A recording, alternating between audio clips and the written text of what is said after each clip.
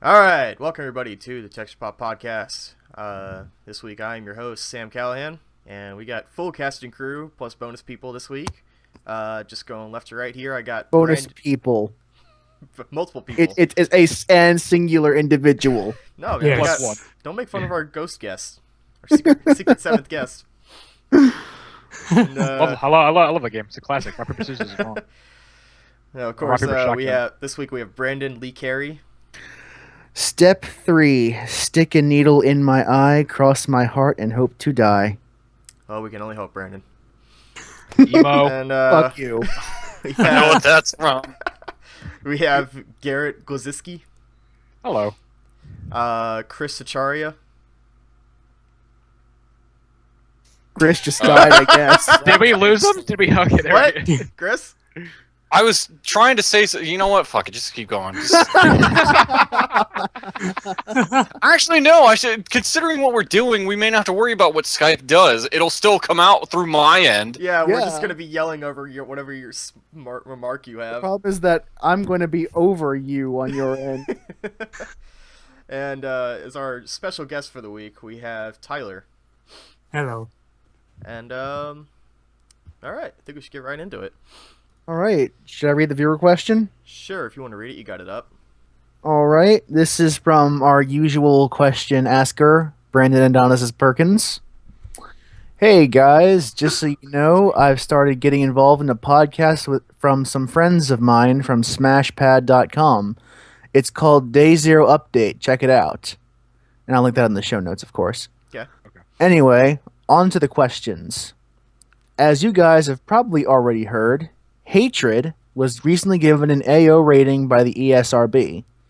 For their part, Destructive Creation seems to be sticking to their guns. My question is, do you think that an AO game has any real commercial viability? Is there a market that is going completely overlooked? Really quick. Does anyone else have a comment? Because I do. I just want to ask, can we escape this fucking game? No. It's becoming like Destiny. Like this game keeps getting brought up. And I'm not. To be fair, I think we've only talked about Hatred like twice. Why? This Yeah. being one of them. This is either the third or fourth. This is time. the third time, I believe. Okay. Third time. I don't And know. that's fine. Like, and I'm not saying anything against like the person who asked the question. Is this game is really fucked up, and it's like, Yeah, it's As Destiny's for the fucked up, but in very different ways. question itself, yeah, like as many people are aware of, if a game gets an AO, adult only rating, pretty much no no one will publish it. retailer will stock Well, it. Publishers It's will against take it, most of but their retailers policies. won't. And if I'm not mistaken, Steam won't do AO games. None of the major retailers will publish it. No, it's very much like films. If it gets an NC-17, which is very much like the video games version of an AO, it won't. Yeah, most people won't do it. Yeah. And yeah, remember, this is yeah, remember, because ESRB is a yeah. voluntary organization. No one is compelled by law to do this. This is something that just is just a standard that people go by. right. Yeah, and I mean, when it comes to consoles, which I know Hatred is going to be a PC only thing. When it comes to consoles, Microsoft, Sony, Nintendo, none of them want anything to do with AO rated games. And when it comes to PC, like Sam mentioned, Steam doesn't really care to publish AO rated games either.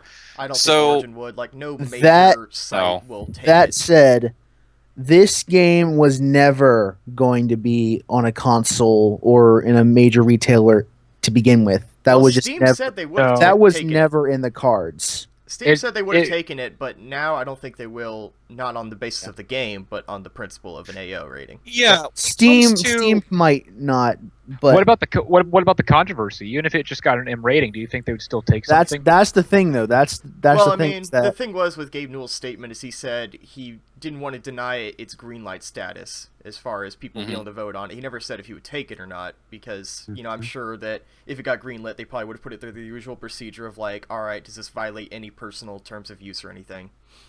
And I think the AO is one of those. Yeah, that because- just like Steam just flat out doesn't. At least as far as I've seen, it's not like there's many AO games out there, but I've never seen anything remotely close to an AO at Steam before. I I think when it- Postal's on yeah. Steam right now. Is that an AO game? Is it? No, I thought no, it's an M game. no. Oh. Yeah, it's an M-rated game. Yeah.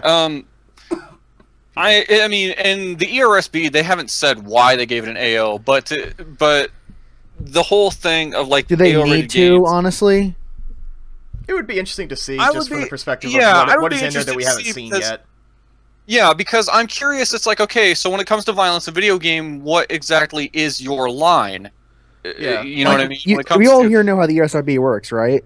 Yeah. Well, as far as Yeah. the system, yes, but Yeah. does the ESRB judge its ratings based on context of violence? Because if Well, that's the case, you think more that's games the would thing get is that AO ratings. They bring in a bunch of random people who have signed up to be part of the ESRB ratings board. So whenever a game comes out, the way it works is that a publisher will send footage of the game that they're intending to publish to the ESRB, and these independent people who are both gamers and non-gamers watch that footage, and that's how they base their rating on, just based on their personal opinion. Although, so my and the reason why I kind of bring this up, like my question is, okay, so what is Hatred doing that separates it from, say, Saints Row or GTA? Probably the context of the violence, if I had to make a supposition. I absolutely agree. Those games have a point to their violence. This game's That's entire point debatable. is... Well, okay. Well, but They have a different They- context to their violence. they have a story. Yeah. This one GTA's is- context in the story, I guess better yet, the what would- violence makes sense. In not story, there's no context whatsoever, so it's okay. But see, the Well, question is, I you guess- say context a lot, but then if you're going to say that H is the AO because you're killing people without reason, why isn't GTA AO? Why isn't Postal AO? Why are not why couldn't Spec Yeah, Ops be Postal AO? is You're a killing better civilians in Spec Ops. I Where think- do they draw the line? I think because... I think well, the line is drawn where in GTA the designers don't really encourage you yeah, to do that stuff, something- whereas it's free choice, player choice. I- In Hatred, it's I would- like you will go out and shoot these people. It's your job. That's you have. Okay, to. so here's the thing with GTA. Here's my thing with that is that, and again, it's not like I'm trying to defend Hatred, but it's like to kind of bring up why you can still call things like GTA into question is that in Right. GTA 5 specifically, you have certain missions with Trevor where you are just forced to go on the objective is to go on a rampage. And just kill people. I'm not making that up. Yeah. Yeah, I played exactly. that game. So, yeah. yeah. Plus, if you're going to draw that line, what about That is no an Russian in Modern Warfare 2, where your explicit goal, as you say, is to kill civilians? Yep. You know, like, no matter what counterpoint you bring up, it's like, there's something we haven't seen in that trailer, like some nudity or shooting kids or something like that, or they are I'm pretty judging sure it based that on would their be- own merits. I'm pretty sure when it comes to like shooting kids, that would definitely draw a line with some people. Well, I mean, that's an Yeah, explicit, I mean, like, yeah, AO that's- thing. You that's can't why kill you children can't- in games. yeah, that's why Yeah. that's why Elder Scrolls won't let you kill kids or Fallout. I know for a fact that that's an AO thing. Yeah. To kind of rope this in back with what Brandon's asking, though, is that as far as AO games as a market, the thing that sucks is when no publisher wants to back your game because of its rating, you're kind of on your own. And in the PC world, and I know Jim Sterling had mentioned this about Hatred when footage of the game was first getting shown off, was that even if this game doesn't get on Steam, if these people really wanted to sell their game, they could put it up online somewhere and sell it themselves. Yeah, If they, they really they already Yeah. said they And, will. and It's with the going on their publicity website. that they've gotten, I don't think the AO rating honestly matters to this particular game all that much. Well, what's funny is when I first heard the ESRB thing, because it's the first I've heard of it, I'm guessing they did that specifically for controversy because they must have known it would get that rating. They knew it. They knew it. They had so the only they reason had they did designed it the because marketing they don't have around to put that. an ESRB to sell it on their own website. They probably only did it just so they could get their name out again. Like, Yeah. you know, these guys seem fucking insane, but they're smart enough to know what they're doing marketing-wise. There is a method to their violent madness. Yeah, it's weird.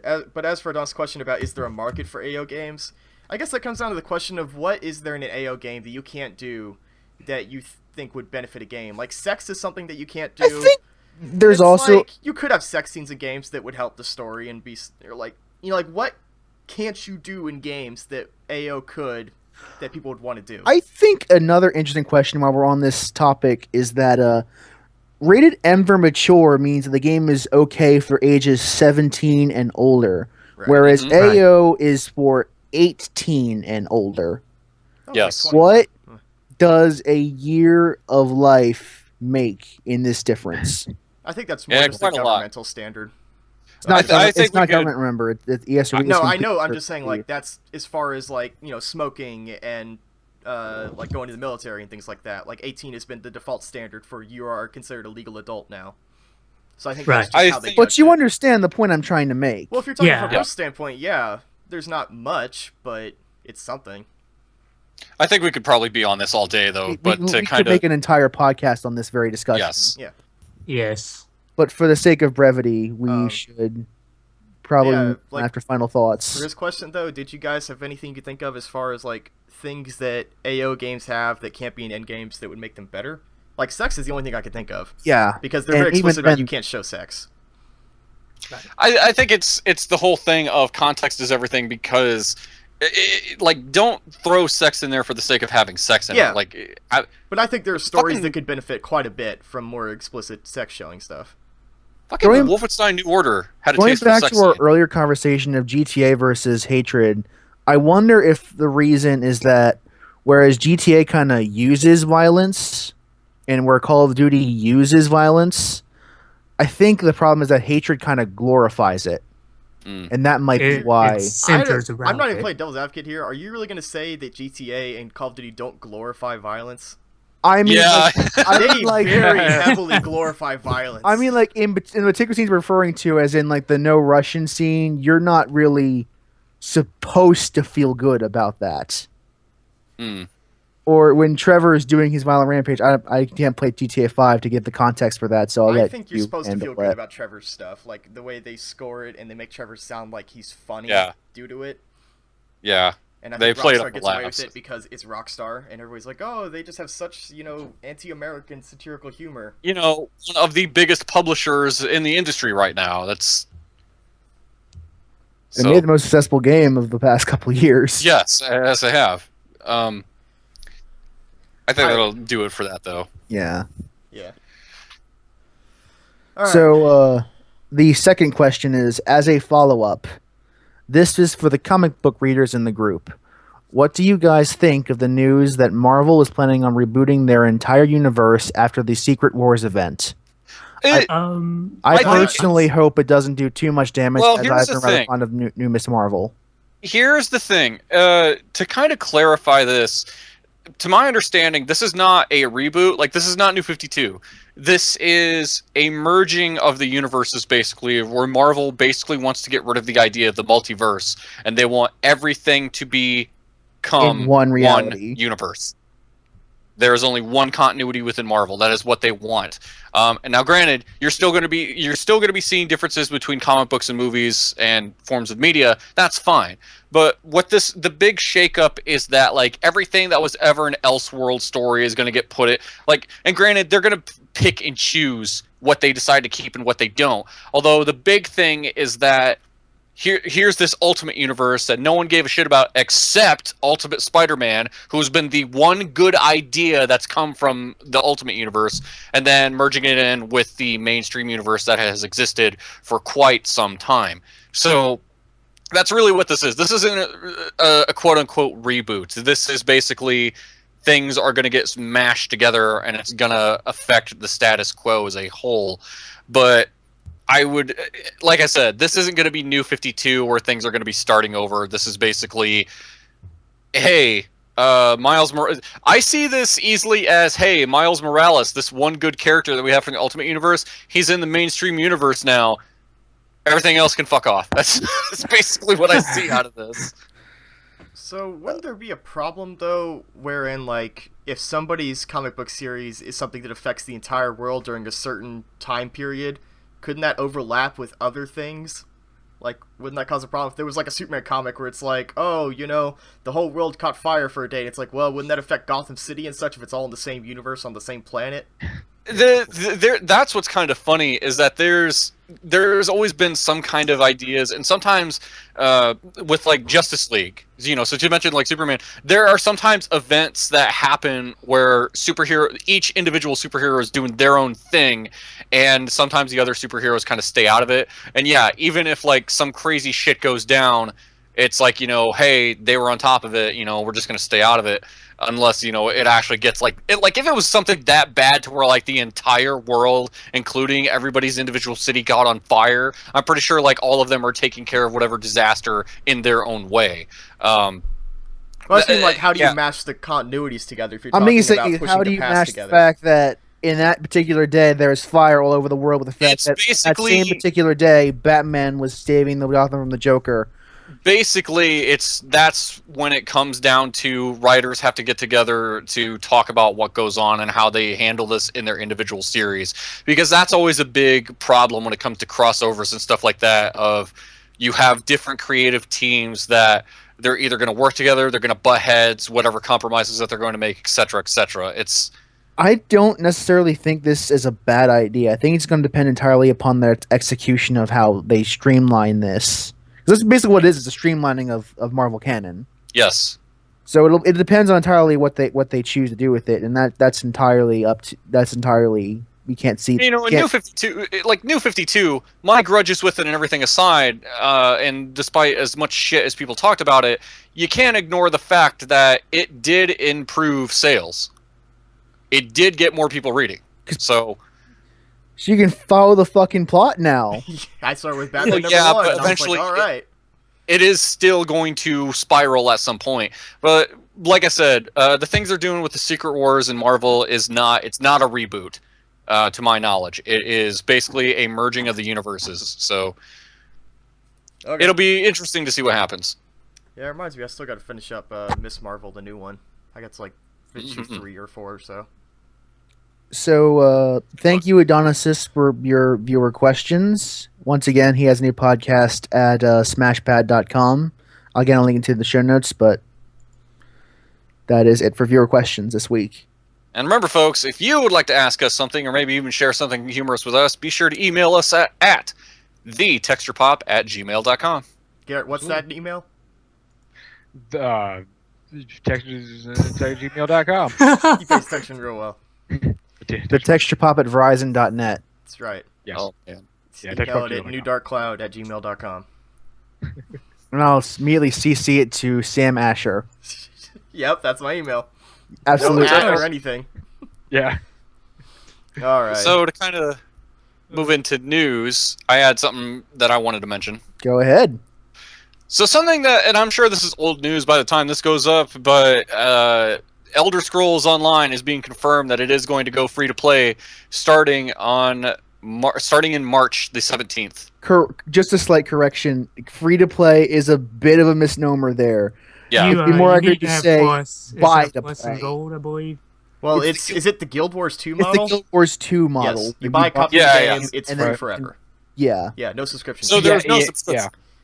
But there is Yeah. a premium account you can buy. Yes, where you can Subscription still pay subscription to get premium stuff, which is probably just you get a certain amount of crowns Premium or whatever raids plus and stuff. shit. It's According, and this is coming from Forbes, according to this, the game will be supported by a premium membership service, as well as selling stuff like DLC and quote-unquote convenience and customization items a la carte. Convenience items. Yeah, I wonder about that. Whether if that's like a boost or... we refer to those as microtransactions. Well, Yeah. when they say Oh, that, because it's so no. vague, you have to wonder if it is like boosts or if it's like free fast travel or like faster mounts or like things that would make it easier Pay to play for the free game. fast travel. Yeah. don't know. Pay. Yeah. You know, you always have to wonder. Pay to play. The only It's thing, hard though, to is hard to tell until it's actually implemented.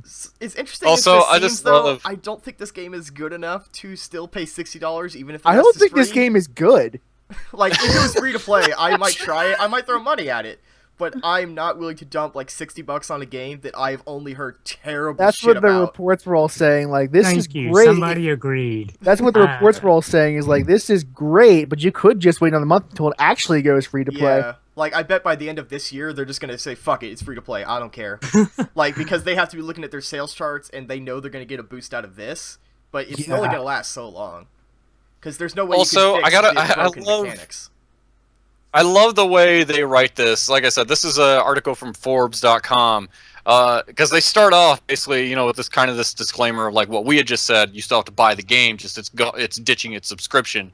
But I love how like one of the first sentences, we totally saw this coming, and basically the guy who wrote this was asking like because they have a number of writers there that do that work with video games and the like.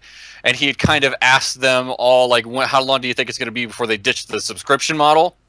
And As he puts it, and I quote, "The consensus among my Forbes Games colleagues was that developer ZeniMax Online Studios and publisher Bethesda ThoughtWorks were going to drop the paywall as soon as they had wrung as much cash from the hardcore Elder Scrolls fans as they could.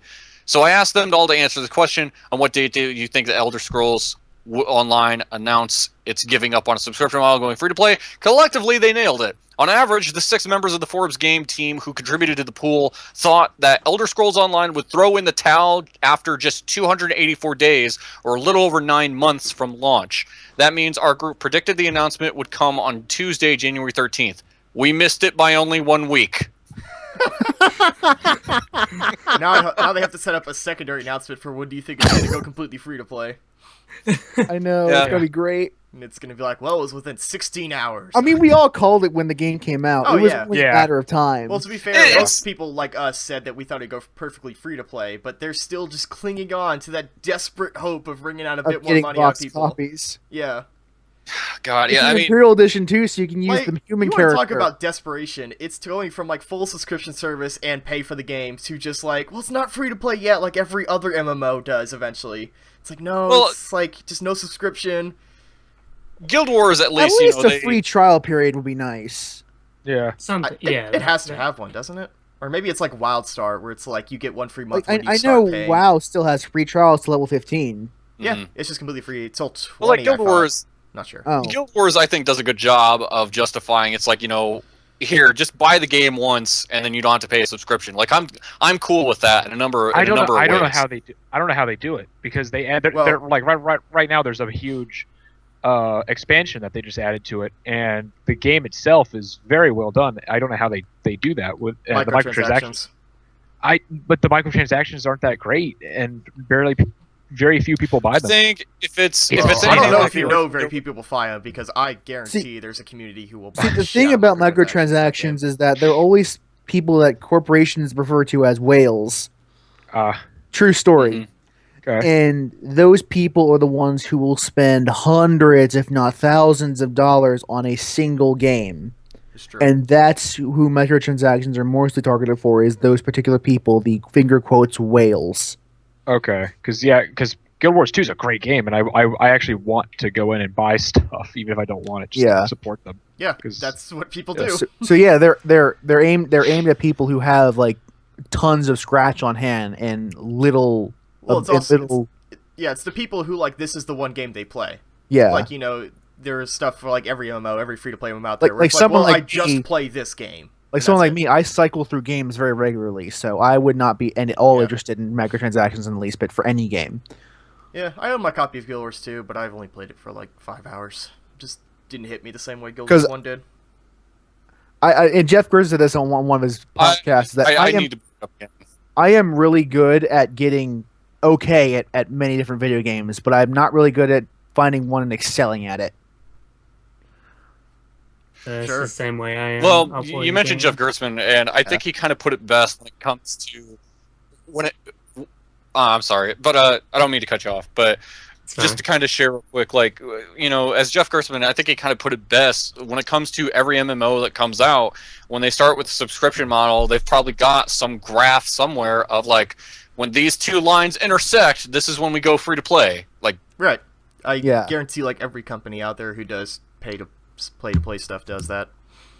Mm-hmm. I phrased that weird. I'm still waiting for that point with WildStar because I bought a copy of that, paid subscription for like 2 months, and then I was like, this is not the kind of game that I'm going to pay $15 a month for. I heard WildStar was absolutely fantastic. Like, I mean, you're basically asking people to choose you over Netflix at this point. Netflix is the best. See, that's the thing, is that you're basically asking people to say, I prefer to have this game over Netflix. I mean, that's a funny generalization of a good point, though, which is that most everything these days is subscription based. So for some people, it's Netflix. For me, it's like Spotify. Like that's the one thing that I always hook for me, onto. it's Amazon Prime because I get tons of free stuff. I'm talking like monthly stuff. If yearly stuff, I pay for Giant Bomb yearly, PlayStation Plus, Xbox Live, Amazon, Spotify. So when it comes to stuff like that, it's like, look, if you're gonna add a subscription fee to me, you got to be like really good. Because it's either or I have to drop one of my subscriptions. Like, you're picking. I'm choosing to pick you over Netflix. What do you have that that makes you more attractive than Netflix, where I can get anything I want off their site for free if I just pay $15 a month. I think it's like $8 a month, like just streaming or something nuts. Yeah, because they broke that down for people who haven't gotten it yet. That's still the problem I have with Xbox Live is like if it wasn't for the online stuff, I wouldn't pay for it because PlayStation Plus is so much better deal. Yeah, and granted, even when Microsoft does the whole thing of like games with gold, It's never as good. no. Like this month was the best one I've ever seen, and it was D4. And like, it's fucking D4. And next month, PS Plus has Transistor, which will actually be this month when this goes up. Yeah. Mm-hmm. I think the one for gold, unless they're going to... Because I just saw a new rotation, is iDarb, which is that weird arcadey game that only costs like $5 anyway. I know right now, like on 360, they have Brothers, Tale of Two Sons. Like That's a good game. Yeah. Although I think PlayStation Plus already got that for free at one point. Yeah, Yep. No, they did a long time ago. Anyway, we're just getting sidetracked about subscription stuff, but Yeah. Elder Scrolls, it's like, I will check it out either when it's like $15 for the box, or if it just goes completely free to play, I'll take a look at it. Otherwise, it's not even like on principle, like, fuck Bethesda for their style, it's just, I've played MMOs, it has to be really good for me to try it out, because I don't like most of them. So, And we'll see. the other story that I have to talk about today is Sega in its massive downsizing. So they're Yeah, I just heard cutting about down this. to just the Project Eve F team, right? Just everybody's going to focus on Hatsune Miku games from now on. For those who are unaware, Sega has been laying off a lot of its staff, and they're trying to streamline their business. The quote that stands out to a lot of people is that they're not sure. Rumor has this as the primary focus, but we do know for a fact it's going to be at least a bigger focus is on smartphone and PC online gaming. everybody in Sonic Team, you're all fired. That's Thank probably God. for the best Finally. at this point. That's finally. probably Good. be a boon for Yeah, Sonic franchise. Sega is going to Would it be a consist boon, of a one might handful say? of. Sega is going to consist of a handful of dudes that are looking at Atlas. Okay, release something so we can make some money. Just Persona 5 coming out this year, Persona. Oh, God. starring Harry Potter. Yeah, it's just one of those things of like, when was the last time I saw Sega doing anything that I cared about? And they honestly? acquired Atlas. Yeah, but it's like... I mean, they still like I've seen them do When they more. released Valkyria Chronicles on PC Yeah. I've seen them do more as a publisher than I have as a as developer. yeah. But even like then, like my point is, like, when was the last time I saw Sega and thought, oh, what a great publishing thing they did? Like, Valkyria Chronicles on PC, that's great. All the Atlas stuff, I'm glad that gets brought over. But it's like that and the Project Eve F series, which I think is also partly PlayStation helping.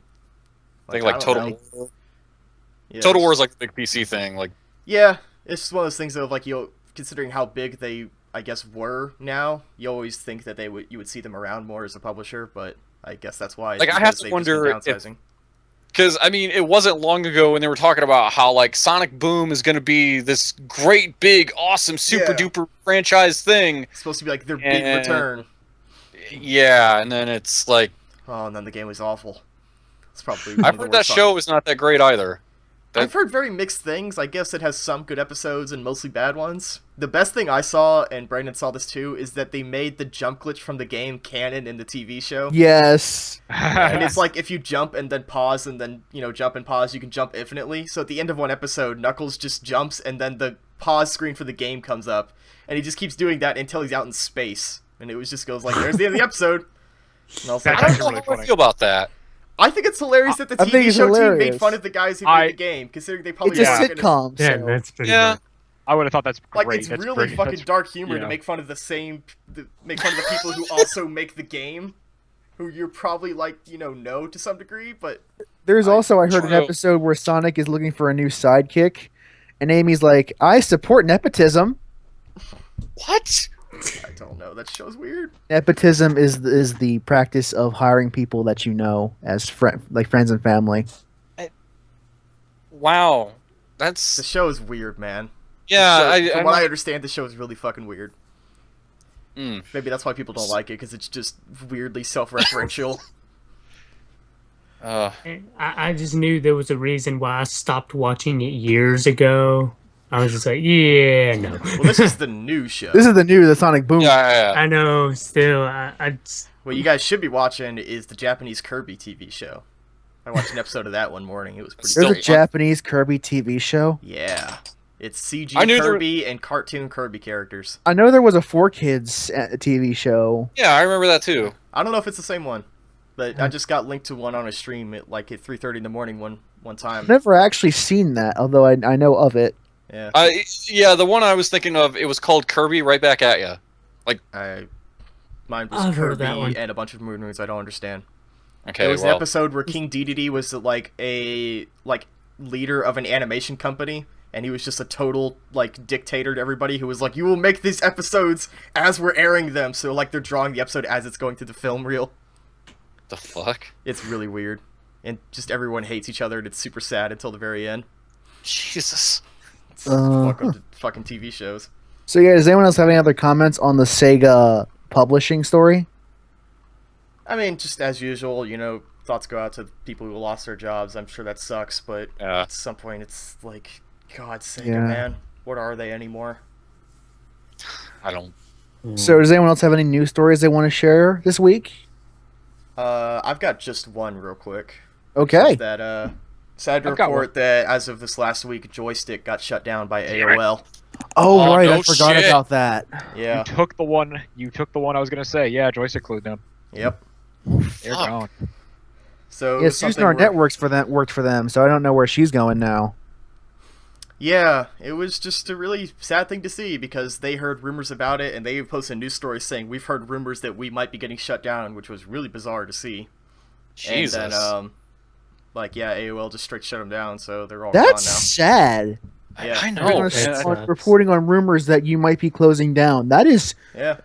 that is weirdly dark. Yeah. Penny Arcade made a pretty great comic doing just that joke, where it's like somebody going up to some corporate leader and he says, "Hey, can you give a straight answer on whether or not I'm going to lose my job tomorrow?" And he says, "No comment." That's really dark. That's fucked up. Yeah, that is very It fucked really is. Yeah. Oh. Like that should be the easiest thing to go fact check, and they got stonewalled apparently. Yeah.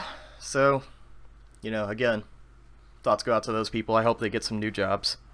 Yeah, same here. Because Yeah. I know.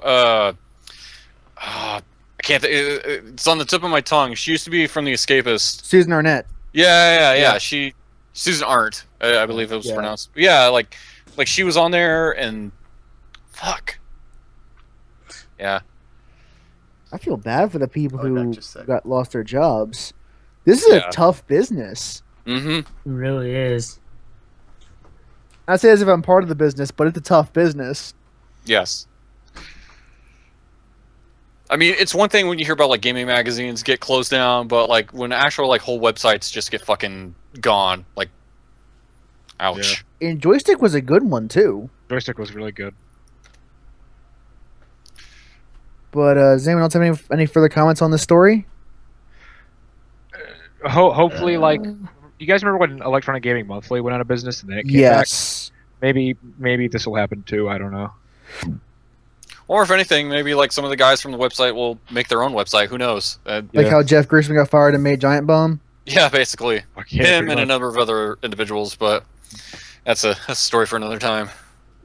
But yeah, does anyone have any other news stories they want to share? I think that's good. Yeah, All it's right, so we can get into our regular business. Who wants to start things off? Sam, what did you do this week? Sam, are you even there? Is he there? I'll skip his turn. Tyler, since you were our guest, you get the choice. You get the chance to show off what you did this week. Well, Garrett can actually vouch too. We had a class last week and all that stuff.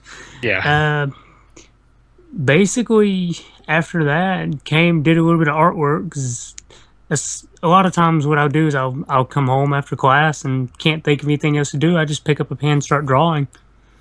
So I've been working on a couple projects here and there. Other than that, not really much has been going on. Did you play any games this week? Played a couple. I had to basically start over on Dragon Age Inquisition. What happened? Yeah. Well, let's put it this way: when your PS4 is blinking and all of a sudden beeps and cuts off, Ooh. I lost everything. You have my deepest sympathies, my friend. I had another friend, Nick, who went through that just same thing a couple months back. Like, I don't know what caused it. Honestly, it was if like a power surge or something, and it just lost connection for a while and then came back. Because when it How came long up, have you owned that? I couple. want to imagine that thing is probably still within warranty. Like, Oh yeah, it's definitely still within warranty, but it wasn't the system itself because I found out that power here locally went out for a short burst, and when it came back, it was apparently trying Must to do have blown something. the console. Yeah, it cut it out. Ouch. So I started over, and I decided I'm going to do a new character. So I went ahead and did it. I played someone I never usually play. Did you use the keep to get your options back up, like your old choices? Yes, I did get my stuff back, that kind of stuff. But as for actual like save files, everything's gone. Damn. So. And with a game that long, that would be really painful. yeah, that's like I wouldn't even want to touch that. Did you get far? I didn't get too far, so that kind of was less or more than 20 hours. Actually, right at about 20 hours. So did you get to That's the part where Skyhold? we start to hurt. I think I was right there at it. Yes. Yeah. See, that's That what would I start did to when hurt. I got to Skyhold, and I found I just hated the character I had, so I restarted, so I know about how much you've done. Yeah. Also, let me tell you, because I've said this on the podcast before, as someone who has lost a 65-hour Persona 3 save, I know how it feels to lose a lot of progress. Christ. I lost. I was That was playing years ago.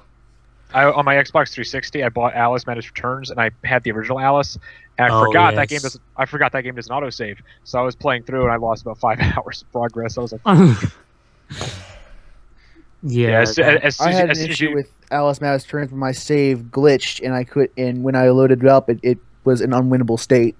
So I literally couldn't finish the game, so I just stopped playing and watched LP the rest of it. Slight tangent before we get back. Apparently, I learned from a friend of mine, JV, that Grim Fandango, even the remastered, doesn't autosave, so you need to manually save before you leave. And I was like, that's gonna fuck over a lot of people. That's annoying. That will screw somebody over bad. I'm growing up with autosaves and checkpoints, so whenever a game doesn't have that, it's really frustrating. I totally get why it does that, though, because that's what games at that point were doing. You had to fucking save manually before you did anything. Yeah, that was where we learned about good save features. yeah, I think though, while like the Silent Hill remake, I get why they didn't fix that because that was part of the game's atmosphere. Yeah. With and it's the same thing with Resident Evil. With a game like that, I think they not only updated the visuals, they could have updated that as well. And it would have been they could just put in a little script that's just like, every scene transition and every autosaves. puzzle or like every puzzle you finish. Yeah. Yeah, I like that. It's just so. So how you been liking Dragon Age aside from that though? Oh, it's to me, I love it because I've always liked the Dragon Age series. I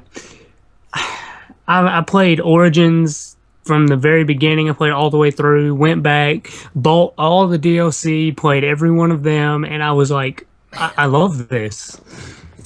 That is some devotion. Apparently, 2 will cause some debate between Sam and Chris. Just say Dragon Age 2, and then we just start strangling each other automatically. I'm going to point that out so we don't actually have to do a debate. Basically. Dragon Age 2. Although, granted, I fucking bought Dragon Age 2 on Origin, so... Yeah, you did. Now Like I have $5. fucking have it forever. Yeah, basically. Yeah. Well, at the same time, I did. I mean, it's worth it for that much, at least. I'm kind of miffed that Dragon Age 2 doesn't have an Ultimate Edition, like something with all the DLC, like all in one package. That kind of pisses me off. I'm not going to lie. I mean, to my understanding, there's only like one major It's DLC been long in the enough. game. It's been long enough. Yeah, but what I'm saying is I don't think you're missing much. I think there's only like one major Well, DLC. I'm not going to get any of it, so... Yeah. What you do, the only one you want is there's one free DLC. I can't remember what it's called, but it's just a place where you can change your appearance at any time, which is something that I absolutely love in RPGs. Because, I mean, if you can't be bothered to put it all in one package, I can't be bothered to buy it. So you didn't do what I did when I bought Hyper Dimension Neptula Rebirth 01. Right, bought the game and then I bought all DLC. Yeah, I bought it. It was like $5. What the fuck you just say to me?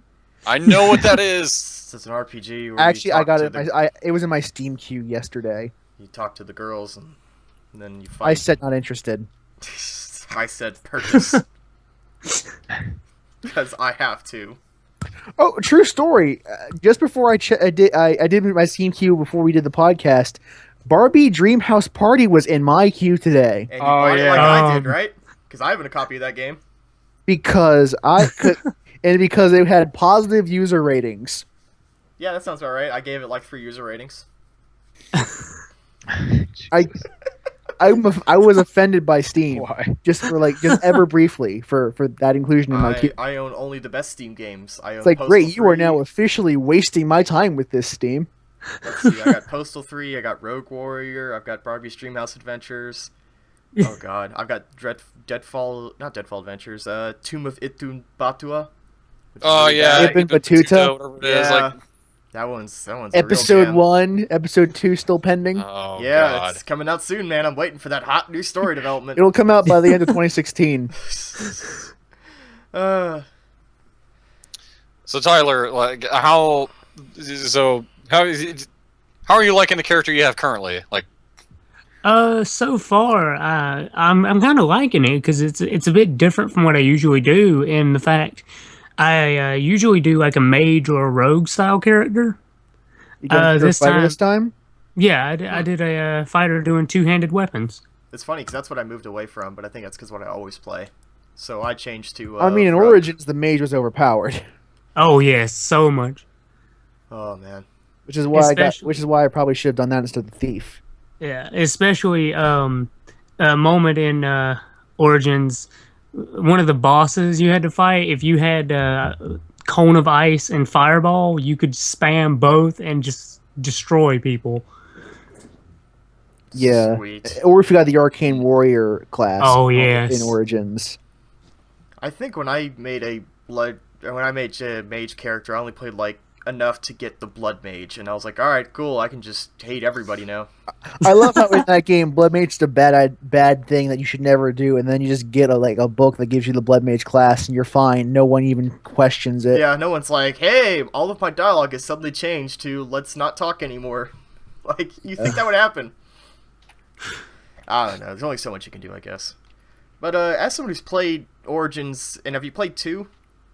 I played part of 2, and then because I borrowed it from someone, so I played part of it, and then I was like, this wasn't what I thought it was gonna be, but I still enjoyed it. Yeah. So I gave it back to him, and I never went back to finish it. So what do you think about the dialogue and the combat as compared to the first 2 games? Well, honestly, it's been so long since I played it, I don't really remember. Yeah. I bring that up because we've talked about this game multiple times with different people as they come on, but like, I found the combat to be a little less appealing than 2, just because it's slightly slower, although it's much faster than Origins. And the dialogue, they finally escaped the Mass Effect problem of the top button is always good and the bottom one is always bad. So it turns into the idea of like, I don't care what I say, I just want to choose the good decision. And they did finally fix that with Inquisition, where it's like you just say things and it's kind of ambiguous as to whether that's good or bad because everybody has their own rating system. It's funny because I just saw a Tasted Understated Nerd Rage video where he was commenting about how he didn't like the dialogue wheel. I think it's not as good as the menu in Origins. He still thought it wasn't as good as... Yeah, like I like the Origins list because you can have up to like 10 options at a time, and it's just tons of shit to talk about. I mean, and because I'm such a stickler for the original Dragon Age Origins, I preferred it when the main hero didn't talk. Yeah, because it solves the problem of having extremely complicated and intricate lines. And different versions of different lines, which you talked about in the last episode about new ways to do dialogue. Yeah. So like I said, he said that he still had the issue where he clicked one thing and then the character said something completely different in Inquisition. Yeah, it's less of a problem than it is in Mass Effect and in Dragon Age 2, but it's still a problem. I mean, it kind of reminds me of Deus Ex Human Revolution, where they fixed that problem by having a little brief summary of what you actually were about to say. Yeah, that was cool. Yeah. Deus Ex probably did it best, but at some point it's like At some point, it's like I'm saying 6 different lines of dialogue for this one choice, and I can't write all that down in a little speech bubble. Mm-hmm. And, different version compatibility stuff and things like that. Yeah, Origins still did it best. It's an interesting problem. Yeah, I did like the speech better in Origins. Because, like, not only that, is like, when you would say something in Origins, a lot of the times one thing would branch into, like, 10 other things, and then you could, like, continue this conversation. Yeah, you would always have, like, 5 options at your disposal about what to say. Yeah. And it was interesting just because it didn't divide things into, like... like I said, they solved it from Dragon Age 2, where in 2 it was investigate, good option, sarcastic option, bad option, and then in Inquisition, it's a bit more like you have maybe 6 different options as far as like aggressive or timid or understanding. But in Origins it was the best because they had none of that. It was like you just have to infer, but you didn't have to infer too much because the exact line was written. Yeah. So it took away all sense of like, well, I'm going to choose the good option just because that's my good character. It's like, you say exactly what you want to say, and then you'll figure out how people react to that based on who they are. Yeah. A lot of times, like, after the first time I played through Origins, when I decided, like, all right, I'm gonna just mess around with some of the speech, the second character I did, I would always just kind of mess with people. When they would go to talk, I'd just be like Morrigan, when she would say something, I'd be like, okay, and? Yes, fuck with Morgan. That's a great idea. It's the best Are you mean idea. that literally or figuratively? All of the above. Yeah, all of the above. If you did the speech right, eventually you do get both. I did. Or if I just give her enough trinkets, she'll eventually love me. Yeah. I romanced Liliana and then slept with Morgan. What a player. So if you got any other thoughts on Dragon Age you want to mention real quick? Or anything else you've played? Or done? That's kind of thing. It's general, just like, what'd you do last week? Games or otherwise that you found worth talking about? Yeah. Well, not really about Dragon Age, but I do feel a personal best. It's probably not as good as a lot of people play, but I played Black Ops 2, actually. Picked it up after a while. Interesting. And People are still playing that, I guess. Yeah, well, not as many people. There are still quite a few, but I played Zombies, Mob of the Dead. Ah, okay. That's basically the only reason I would buy the next Call of Duty if they finished it. I do not like multiplayer much anymore. But I bought that, and I beat my personal record on Mob of the Dead, and I was very proud about that. What was your old record and what's your new one? My old record by myself was about 25, 26. And that's because I got tired of playing because it took so long. And yesterday I actually broke my record and hit 39. So Jesus. Damn. I was pretty happy about that. So, is there anything else you did this week? Not really. It's been a slightly uneventful week. Do you want to move on to the next guy? Sure. Go ahead. Sure. All right. So, Garrett, what have you done this week? I knew it.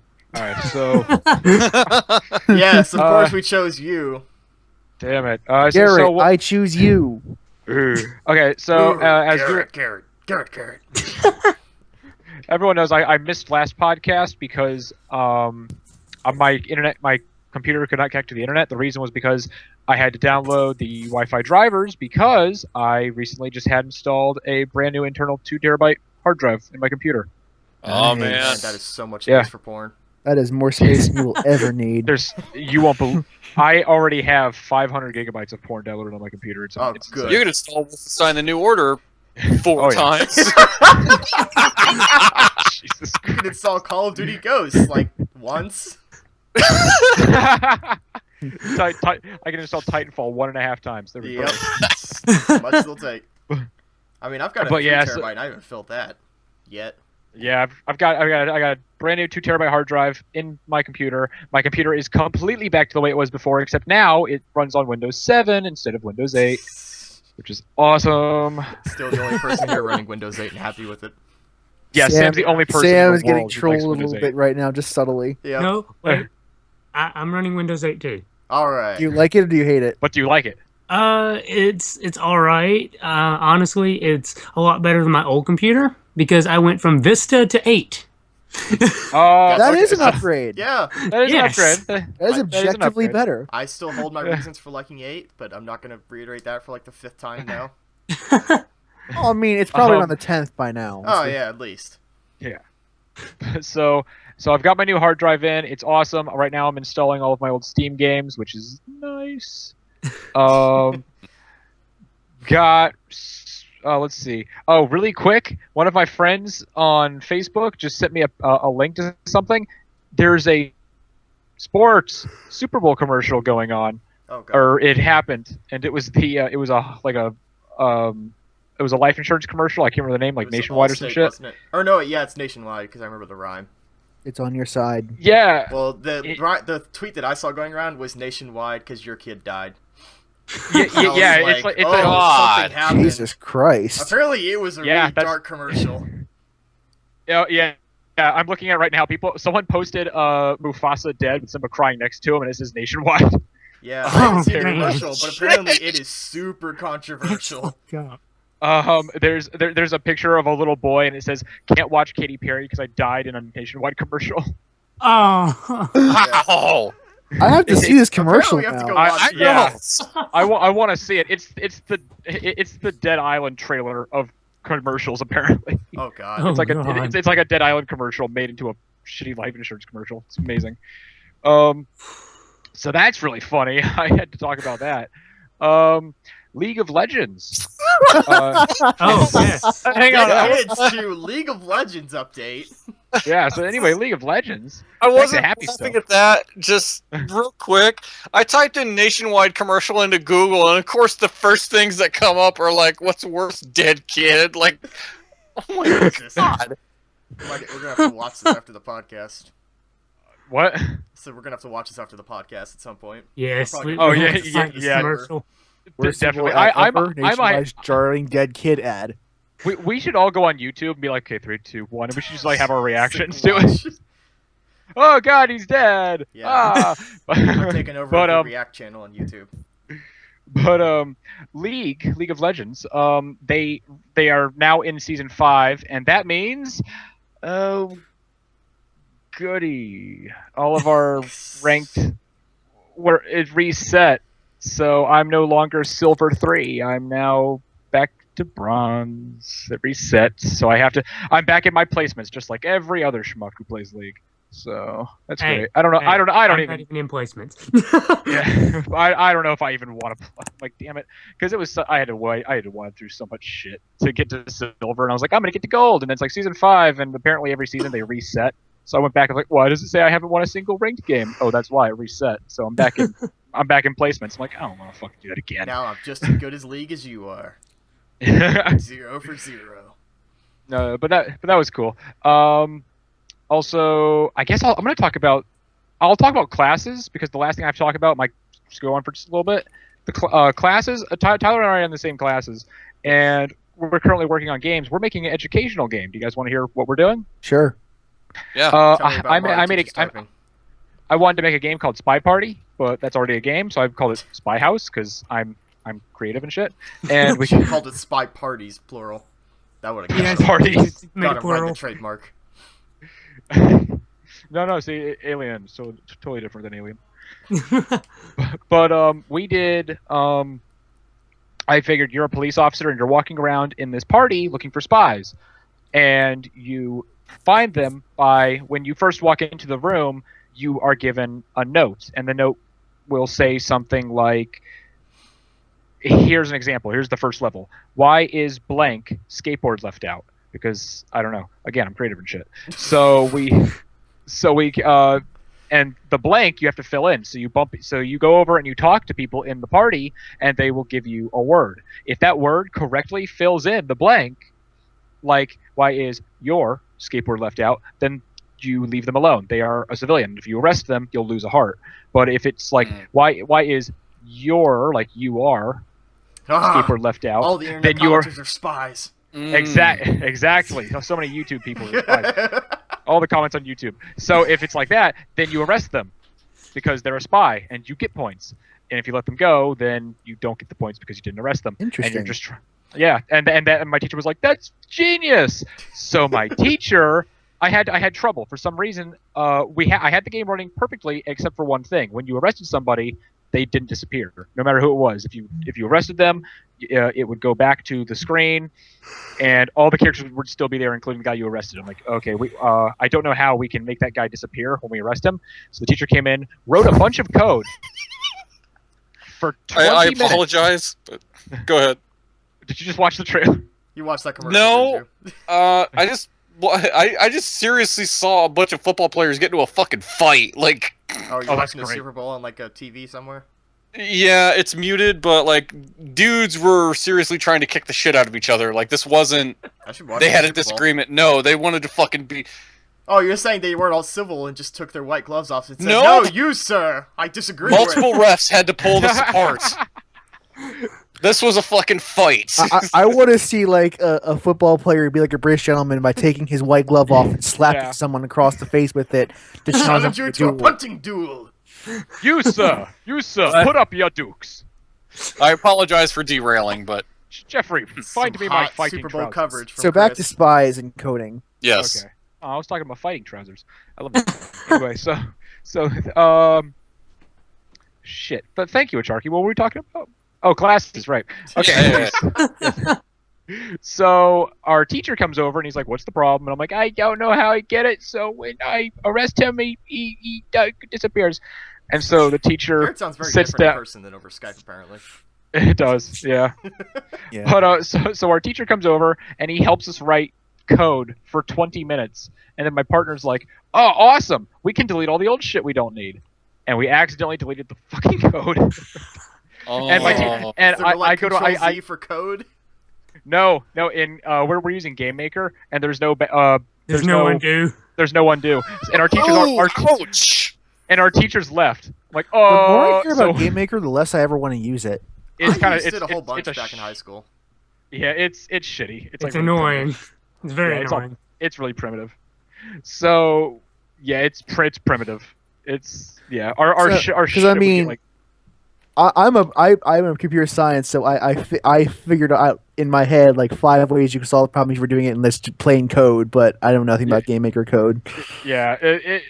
This thing is primitive to the point where, like, if we made a game on it, we'd probably get like 3 out of 5 stars on Newgrounds. Shitty Yeah, games. it's very. It's very elementary. I'm not Yeah. I'm not a fan from what I've heard about Game Maker. Yeah, but so our teacher left. So tomorrow I'm going in early, even though I don't have school tomorrow. I'm going in early. I'm getting into the classroom, and I'm gonna be like, I need to fix this before Tuesday, because Tuesday's when the thing's due. I think. Oh beginning of- Jesus! Actually, he might give us another day. I don't know. If he does, I'm gonna be really surprised. Yeah, because there's a lot of people that they're having problems, so he may give us another day. Okay. What Yeah, we if he just does, give you I'll guys be. a I'll bigger be. budget. $1 million.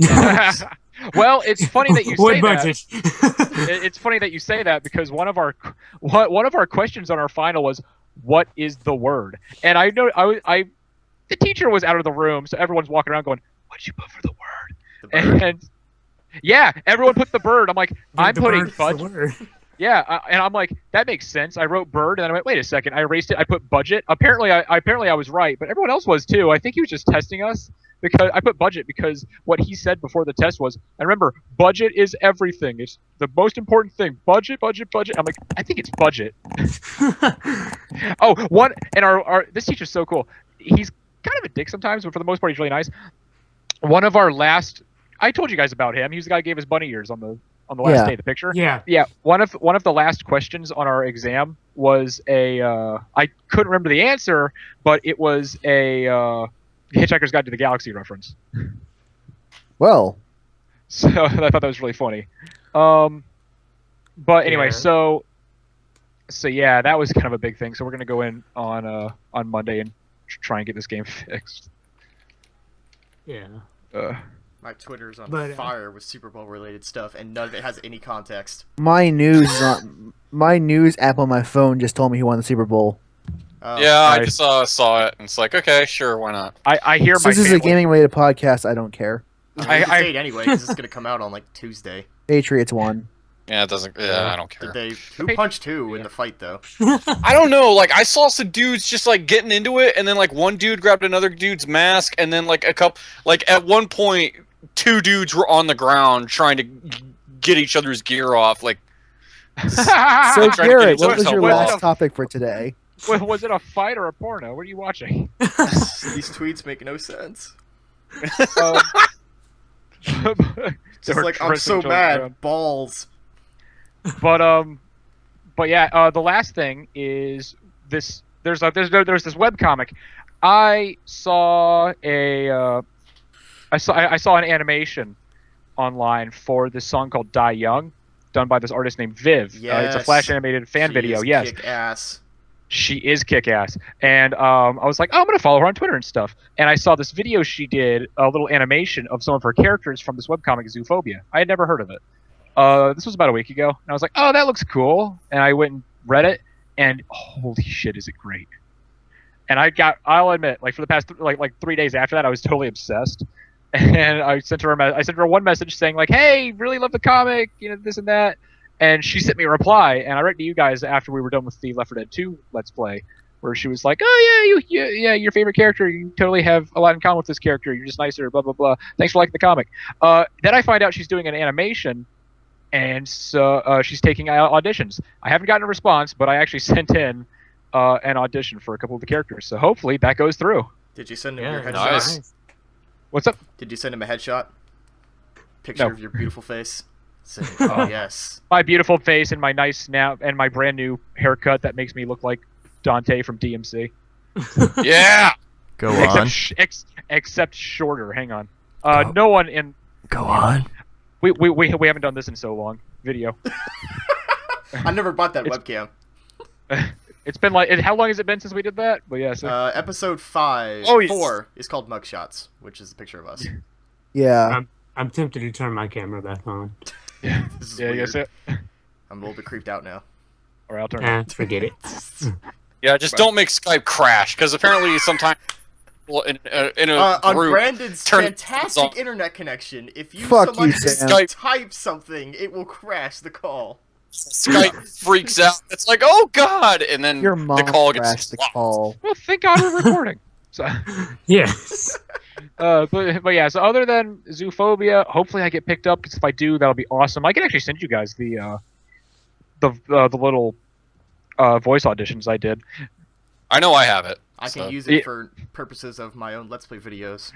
Yeah, I actually got you the best one. Yeah, Truckee, I gave you my favorite of them. Oh, okay. Other than that, nothing else really going on. All right then. Yeah. So who we got up either next? Sam or Brandon, or Charky. Yeah. Sam, what you do? What? Sam. Shit. Okay.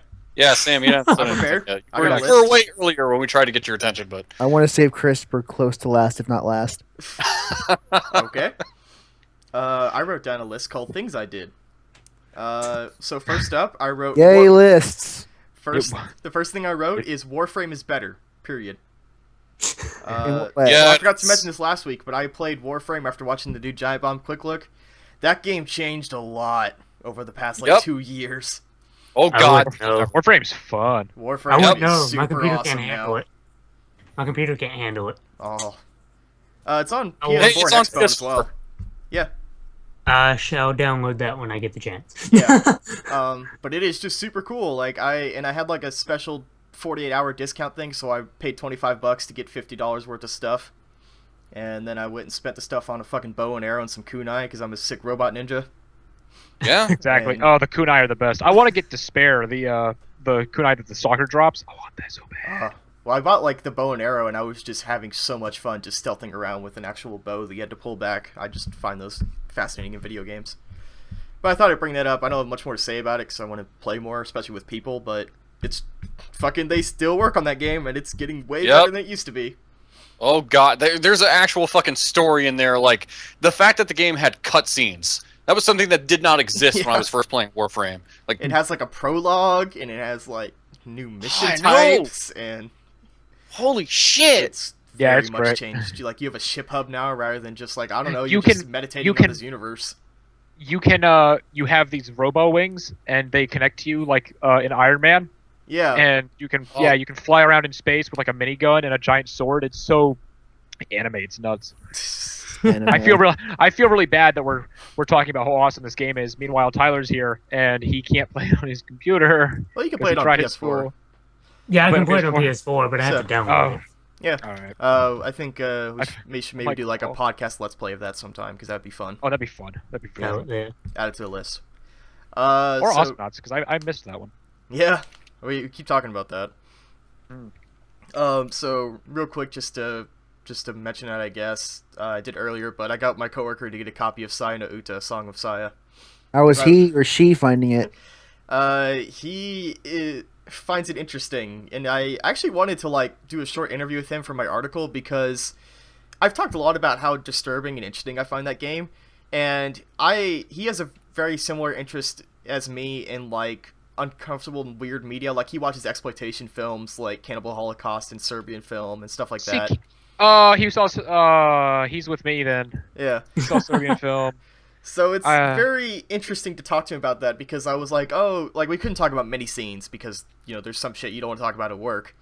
But, you know, I was like, so did you get past this point? And he's like, yeah. And I was like, so what did you think about the thing that happened right before that point? And he never said anything was so disturbing that it really bothered him, which I found kind of interesting. That was how I felt when I was watching it. The only thing that I really got uncomfortable with, and I'm not going to spoil anything, but it's when the main character comes home and he's like, oh, you're eating fruit. And he starts eating the fruit and he's like, this fruit tastes really good. And I'm like, that's not fruit. Put it down. It's not fruit. Yeah. And like that was the only part. Everything else I'm like, okay. So it kind of made me wonder, though, like, if it was just a difference between me and him and how, you know, easily disturbed we are, or if it's a difference in the way that I'm looking at the game, as, you know, as far as my interest in, like, Lovecraftian horror and insanity and concepts of our understood reality and things like that. But it's like, I'm not going to do the whole rant I did last time, but I would definitely like to talk to him specifically about that, because he also didn't find the music that, you know, notable, because I was like, hey, I can get you a copy of the soundtrack, and he's like, eh. And I was like, really? Like, I love the soundtrack in that game. I think it's amazing. But also, he's not really into noise music, which I've discovered I have a real passion for recently. So it could be something like that. Just thought I'd mention that I got into play it. I thought it was interesting in that sense. I still gotta do my write-up on that, which will be soon. Alright, on to the main stuff I did. First up, I bought a copy of Dying Light, which is that game that came out last past Thursday. Yeah. So it's pretty good. It's the spiritual successor of Dead Island. Does the parkour shit work? It is the best part of the game. That's good. Kind of says something about the game. Is it Mirror's Edge with zombies, or? Yes. There's good reason. There is good reason to say that this is a spiritual successor to Dead Island, considering this had some of the same fucking team members work on this. And a lot of the same assets. My understanding is that like it was supposed to be the sequel, and some weird legal bullshit happened, and they don't own the rights to Dead Island the name anymore.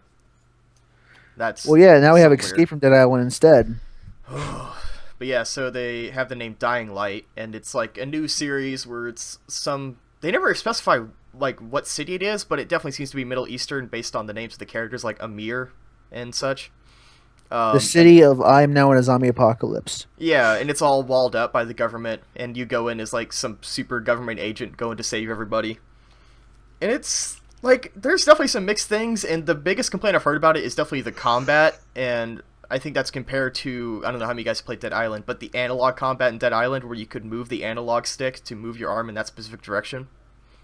So it doesn't have that, but the parkour more than makes up for it, and I would argue that it's a much better game for it, because it's one of those things, kind of like with Call of Duty Advanced Warfare did to shooters.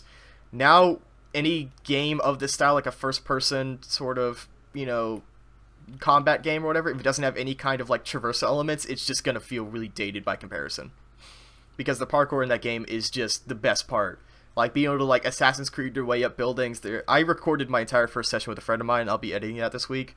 But like there's one point where, you know, we were trying to go down to this guy's house, and it was like a 20-foot drop down, And I just jumped down, and I took like 50 damage, survived, and he was like, "Can you make it?" And I was like, "Yeah, you'll be fine." I just looked up, and he just fucking jumped off the building and just face planted the ground. And I was like, "Awesome!" I think when it comes to, I don't think it's unfair to expect that like people who are going to survive in the zombie apocalypse can probably parkour really good. Yeah. Like, or at least they have some other means of traveling around zombies. If you can fucking run. Yeah, and this guy can fucking run. He does like the Mirror's Edge, like knife hands sort of thing when he runs. And it's got the same like style of like pretty big FOV by default, and you can change it up to like 110, 112, something like that. I used to do the knife hands, like straight hands, palms together, or like facing each other, kind of run. The only reason I did that was because the T-1000, the liquid metal guy from Terminator 2, he ran like that. Yeah, T-1000. Oh, I thought it was T-1000. Yeah, the T1. Yeah, that guy. He ran like that, and yeah. I was like, I'm gonna do that. That's like a runner thing. I understand that much. And then I was doing it. People were like, "He looks so dumb," and I was like, "But fucking beat your time, asshole." That's all that matters in the end. Yeah. I'm trying to think of like things to explain. Like the combat is a lot of like the Dead Island style, like crafting specific types of weapons and things. The quest dialogue is almost exactly the same, where it's like you go up to somebody and you hit a button. RPG like? Or is it more of an action game? Simplified, like there are 3 skill trees that you build up through use, so you have 2 meters for parkour and for combat, and like the more buildings that you run up, or like the more things you scale, you get points for that, and then that'll allow you to get faster animations. It'll allow you to craft potions. It'll allow you to craft like sports drinks that allow you to sprint forever for a limited amount of time. Magic drugs. Yeah. And then, like, the combat stuff, you level it up, and it's like, you can do a power swing, or, like, one of the parkour ones is, like, you can do swift dodges by just tapping the right bumper button. But, I mean, it still has the equivalent of the thugs from Dead Island. It still has, like, the people still have the sort of same AI. It still has the same exact camera zoom in that Dead Island has when you talk to people. Like, it's the exact same transition effect. So it's the same engine, almost. Yeah, but it looks a lot better. Like, noticeably so. Especially the environment, how, like, it has, like, dust constantly. And there's also the mechanic of, like, you spend most of the time during day, but if you go out at night, then it turns into more of a stealth game, because the enemies that are around at night will kill you in, like, 2 hits, and they can scale buildings, and they can run faster than you, and they have, like, incredible amounts of health. So it's like if you get spotted by one, you're just completely fucked unless you run for it and you hit certain light traps because they're sensitive to UV rays. So, like, they're vampires. Yeah. So I won't talk much more about it until I definitely play more, but playing it in co-op was definitely a lot of fun too. Just like, you know, the dumb shit you can do with different people. And I learned one thing right before I played a little bit before the podcast today from this guy Scott Nichols on Twitter. Is apparently there's a random chance that when you're hitting a zombie, instead of trying to continue to fight you, it'll actually cover its face and cower away from you while shouting, "Please stop," or "Oh no." So I think I saw that like once, and he just said it's a really interesting mechanic because you're all of a sudden trying to give humanity to zombies, but that also gives you the opportunity to kill them really easily because they're not trying to kill you. And yet you're killing something that is supposedly more humane now, so it's really interesting.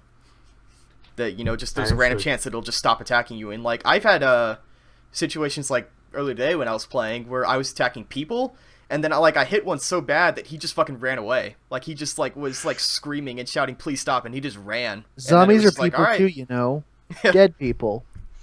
But, like, I was funny just to see that with people, because I thought it was just a standard AI of, like, yeah, they'll just fight you till they die, but it's like, no, they'll run away if they get hurt enough. Like, they'll know when they're gonna lose. And the people are actually really interesting because, unlike the zombies, they have weapons of their own. They can block, they can dodge, they can use secondary weapons like Molotovs and throwing stars, and just all around, it's much harder to deal with.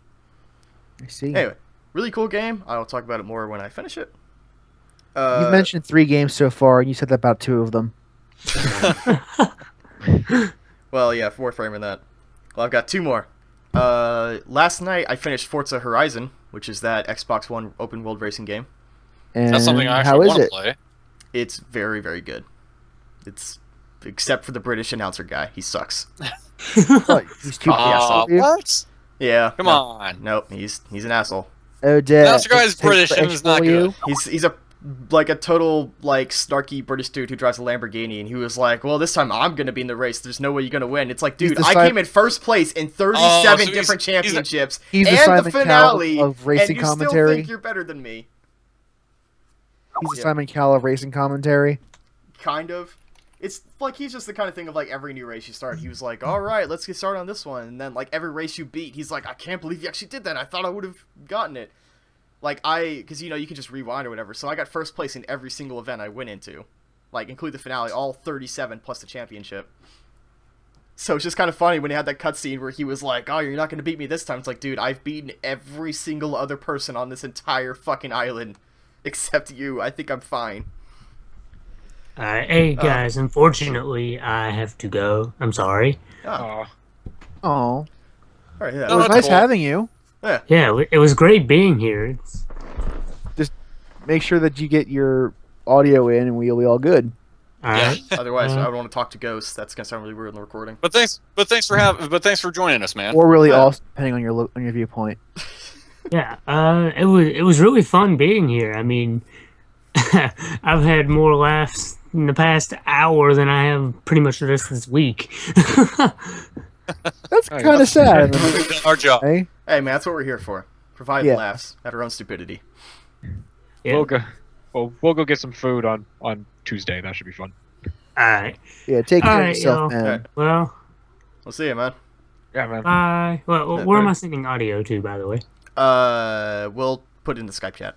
We'll get to you after. We'll figure it out. Yeah, I know. Okay. I'll tell you after the podcast. All right.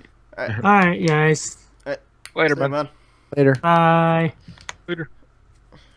That was cool. So, like, Forza is hard to say anything unless you guys have any specific questions, other than I thought that the dirt rally races were more fun than the gravel-based stuff, the pavement, like, regular tracks. Like asphalt. Was this the game with the pay for cars? Yes, but that's like every racing game. Well, it's not. Forza Horizon, to my understanding, is not as gross as bullshit like Forza 5. By default, there's like over 100 cars, and Forza 5 is what I'm thinking of then. Yes. Yes. Yeah, because Horizon 2, like, there's like over 100 cars or so, and you can pay for more. Like, there are packs of like, here's a couple of trucks, and here's a couple of SUVs, or here's a couple of like Lamborghini concept cars. I actually just bought the expansion before this, which includes like 6 new trucks and a new landscape to drive around. I mean, the thing with Horizon that I wonder about is like how in depth is like some of the customization and tuning stuff, as opposed to like say just the regular motorsport series. Like, I know you said tuning stuff, but I heard tooting stuff. Same difference. To answer your question, Chris, I have not touched any of it at all. So I'm glad you asked that question. I guess one thing that's the third game that we'll learn more about next week out of 4. I guess if I ever touch that. But just to point out some interesting things, like I said, the rally races are more interesting because, and people have pointed this out before, that there are like point-to-point races even on asphalt and such, but the rally races are more fun because you're not confined to a road. It's like, here's this checkpoint half a mile away. You could just go straight. You can go around the forest so you don't accidentally hit a tree.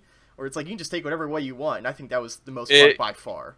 Yeah, it is not as strict or as confined as like asphalt racing is, to where you fucking stay on the track or we're going to shave seconds or we're going to add fucking seconds to your time. Like Forza doesn't do that at all if it's like point-to-point stuff. But, because they're realistic cars, if you go on the dirt with like, a Mercedes-Benz, it's not going to do as well as if on the road, even if it's further out.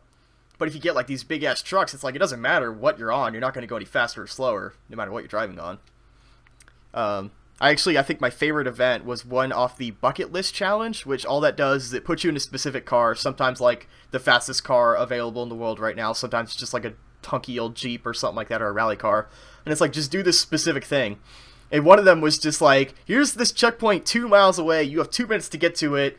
Figure it out. And and the way you have to go to get that time correct is you have to go down into a valley, through a forest of trees, up over a hill, jump off the hill, and hope you land on 4 tires, and then make it without crashing at all. I must have tried that like 30 times, and it was super fun. And the other thing I want to point out is during the last race, I actually turned off the racing line except for like braking, and that changes more of the game than you would actually think. as far as like you suddenly stop focusing on just the green line ahead of you and you start actually looking more ahead of the road and try to figure out different ways to shave little seconds off. So it's a very interesting change when you think about that.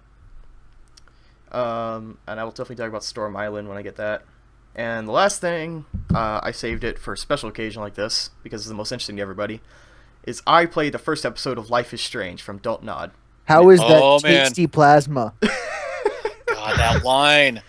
There's some really poor dialogue in that game. I remember the entry line to Jim Sterling's review on it, and it's like, it has potential, but nobody talks like this. Yeah. It's like that is the biggest problem with the game, and like I've heard some people try to defend it, and I guess it just depends on where you grew up. Like, I did not know anybody in my high school, and granted, I'm only 21 now, so it's not that far-fetched to say I remember kids of this generation, and nobody talked like that. Nobody. Nobody in my school did either. Like, Nod, they're based out of France, right? Yes, they're a French developer. Do people fucking talk like this in France? Like, well, it's based in America. It would explain a lot of Ubisoft. Am I ignorant for asking that? It would explain a lot of Ubisoft writing, I suppose. I know it's based in America, but it's still... The way it's written, from what I played, almost seemed like somebody outside of the U.S. watching a bunch of sitcoms and going, this is how people talk. Pretty much. That's a tasty plasma. I mean, I should watch The Spirits Within on that. It's the best movie sci-fi film ever made. Oh, God.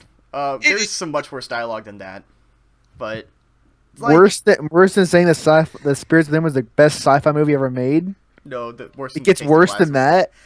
No, it doesn't get worse than that. I meant the tasty plasma. But like, you know, I mentioned before this game came out that because before this came out, I talked about how excited I was for it, because the problem with Don't Nod is that they make pretty good characters, fantastic settings, and bad gameplay. From Remember Me. You know, being their only prior thing. So basically what they did is they stripped out the gameplay and just bolstered their character designs and setting, and it really pays off, in my opinion. Like, I usually the kind of person who waits till all the episodes come out for a season, but I've tried to encourage people to just go ahead and play it, because I have to wait. I was burned too hard by season 2 of The Walking Dead. It is nothing like that. And Wolf Among Us took painfully slow to come out. Yeah, but this is like, it's pretty self-contained. Like, it alludes to a bigger thing, but there's nothing that's like, it doesn't lead on a cliffhanger, necessarily. It's a lot of setup. But like, you know, aside from the weird dialogue stuff, it's just a really charming game. And I wrote an article for it, Some Thoughts on Episode 1, on my website right now. And the thing I kind of mentioned is that I said before that I don't really care for every protagonist to be relatable. I've mentioned that before with like Persona and other related things. But in this case, I thought it was really cool that Max, the main character, was very relatable as a sort of like introverted, shy person, doesn't like conflict, and especially since you see her inner thoughts, she has a thing where she like constantly second guesses herself or demeans herself by calling herself an idiot. And I was like, I get that, man. I understand that idea of high school and that kind of personality. Yeah. Granted, some of the characters like are really almost caricatures of themselves. As I explained in the article, there's your old friend Chloe, and she's like blue hair dyed rebel girl, and it's like, okay, sure. And it's like, oh, of course she smokes weed 'cause she's a rebel girl. Of course she has a fucking father as an authoritative figure in her life, because of course that's the only way that girls become rebels as teenagers, because they hate their fathers. Like, that was a little bit weird to me, but sorry, I'm like, losing my train of thought here. So, how is the time mechanic? It's simpler than you would think. I thought there would be a lot more going on with it, but it's just the basic idea of you make a dialogue. Like, there's two main reasons for it, so I guess I'll just go by one. One is that you just have a, you know, basic dialogue with somebody, and you choose A or B, and both are wrong. Like, both will lead to a thing where it's like, oh, how could you say that? But then they reveal something to you that if you rewind time, you get a third option for dialogue that will allow you to continue the puzzle. It's really weird. Like, so a basic example is a girl comes up to you and she's like, you know, you're trying to help out someone behind her, so you're trying to bypass her, and she's like, I bet you can't even remember my name. None of the choices are right. So you just say that, and she's like, my last name is this. And then you rewind time, and then you get to say that decision specifically. That's actually pretty cool. Yeah, so it works for small stuff like that. The other bigger thing is that it has the big telltale moments where it's like, you're going to make this huge decision, and like the screen goes all like red and blue, like color distortion as you're sitting there making it. And bear in mind, one thing I like is there's no timer, so you can just sit there forever and just think about it.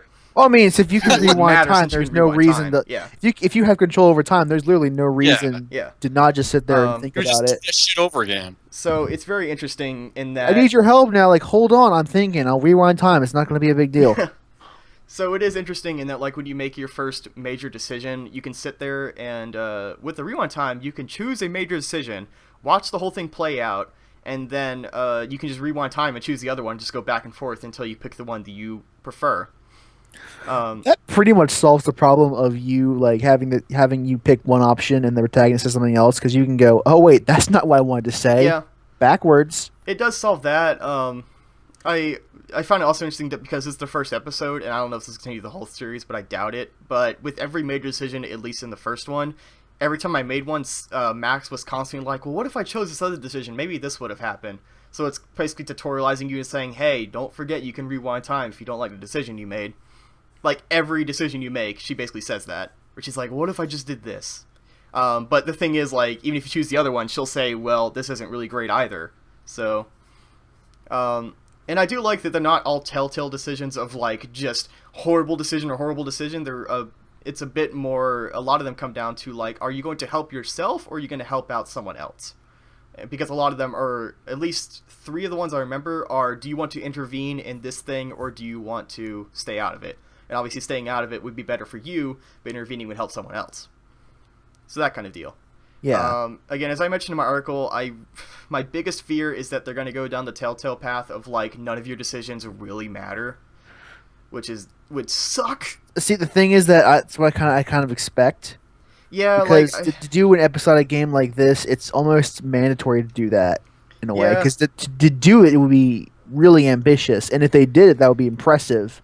And, you know, I mentioned in the article the production values are much lower, so it's kind of hard to expect them to write multiple different endings or, you know, different types of voice acting for that. Because, you know, they are lower, but as I also said, there's a really awesome, like, sense of style in that game. And that, you know, The Walking Dead was based on the comic book graphic novel of the same name. And it has, like, this really dark, whatever style, like, grimdark thing. But what's really cool about Life is Strange is that it has this really, you know, teenage alternative style to it, where it's like all these like acoustic songs, like, you know, what first scenes is Max just puts in headphones, he's just playing like this nice like folk song in the background, and, you know, like you have like the Rebel Girls, and it's like in a small town, and, you know, people have specific wardrobes, but it's all very like alternative teenage girl style, which is something you don't really see in games very often. You know, you're used to just seeing either like grimdark stuff or high fantasy or tech, so it's very cool just to see, like, you know, normal state of the world sort of thing. Yeah, it's nice to live in our actual reality for once. Yeah. And, it's, again, episodic, and it's really hard to say much without spoiling much more, but I really, really enjoyed it. I really like the characters that don't knock and craft. I hope that the dialogue gets a little bit better. Like, some of the writing is a little weird, and some of the voice acting is a little But, I mean, after playing Remember Me, I think Dontnod has proven they probably have potential for good writing and stuff in games. So would you call this a sick, tasty game? There are problems with the writing. Just get it out of your system, man, because it's going to be fucking repeated ad nauseum. The whole Tasty Plasma bullshit, we're going to be hearing that for the next 6 fucking months. Yeah. Yes, over and over again. Ad nauseum. It was funny, like, after I played it, I didn't think much of it, and then Twitter was just having a field day with it, and I got tired of it by that point. Yes. Like, I was just like, look, I get it. It's a dumb line. Like, whatever.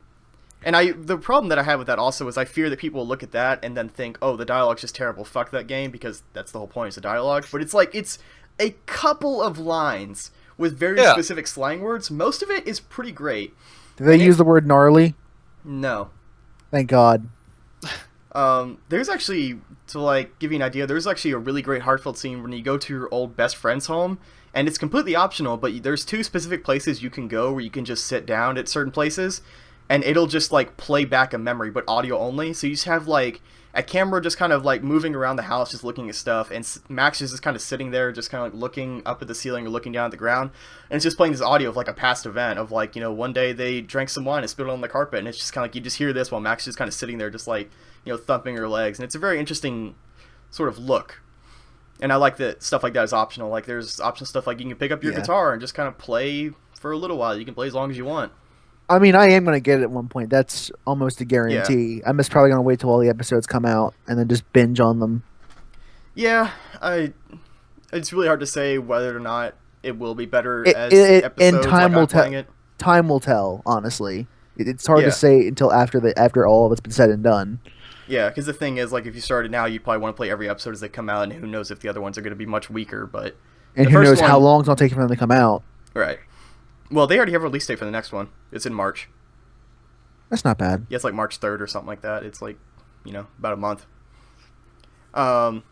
So, like, I would recommend it. I think it's super cool. I like the style of it. I wrote a small thing about it that says some things I didn't say here. But definitely worth checking out. I'll link to it in the show notes. Yeah, thank you. And I think that'll do it for my week. So, Chris, I'll let you choose if you want me or you to go first. Why don't you go ahead? All right. So I actually did quite a bit this week. Shit. Since I seem to have an abundance of free time lately. Yes, you do.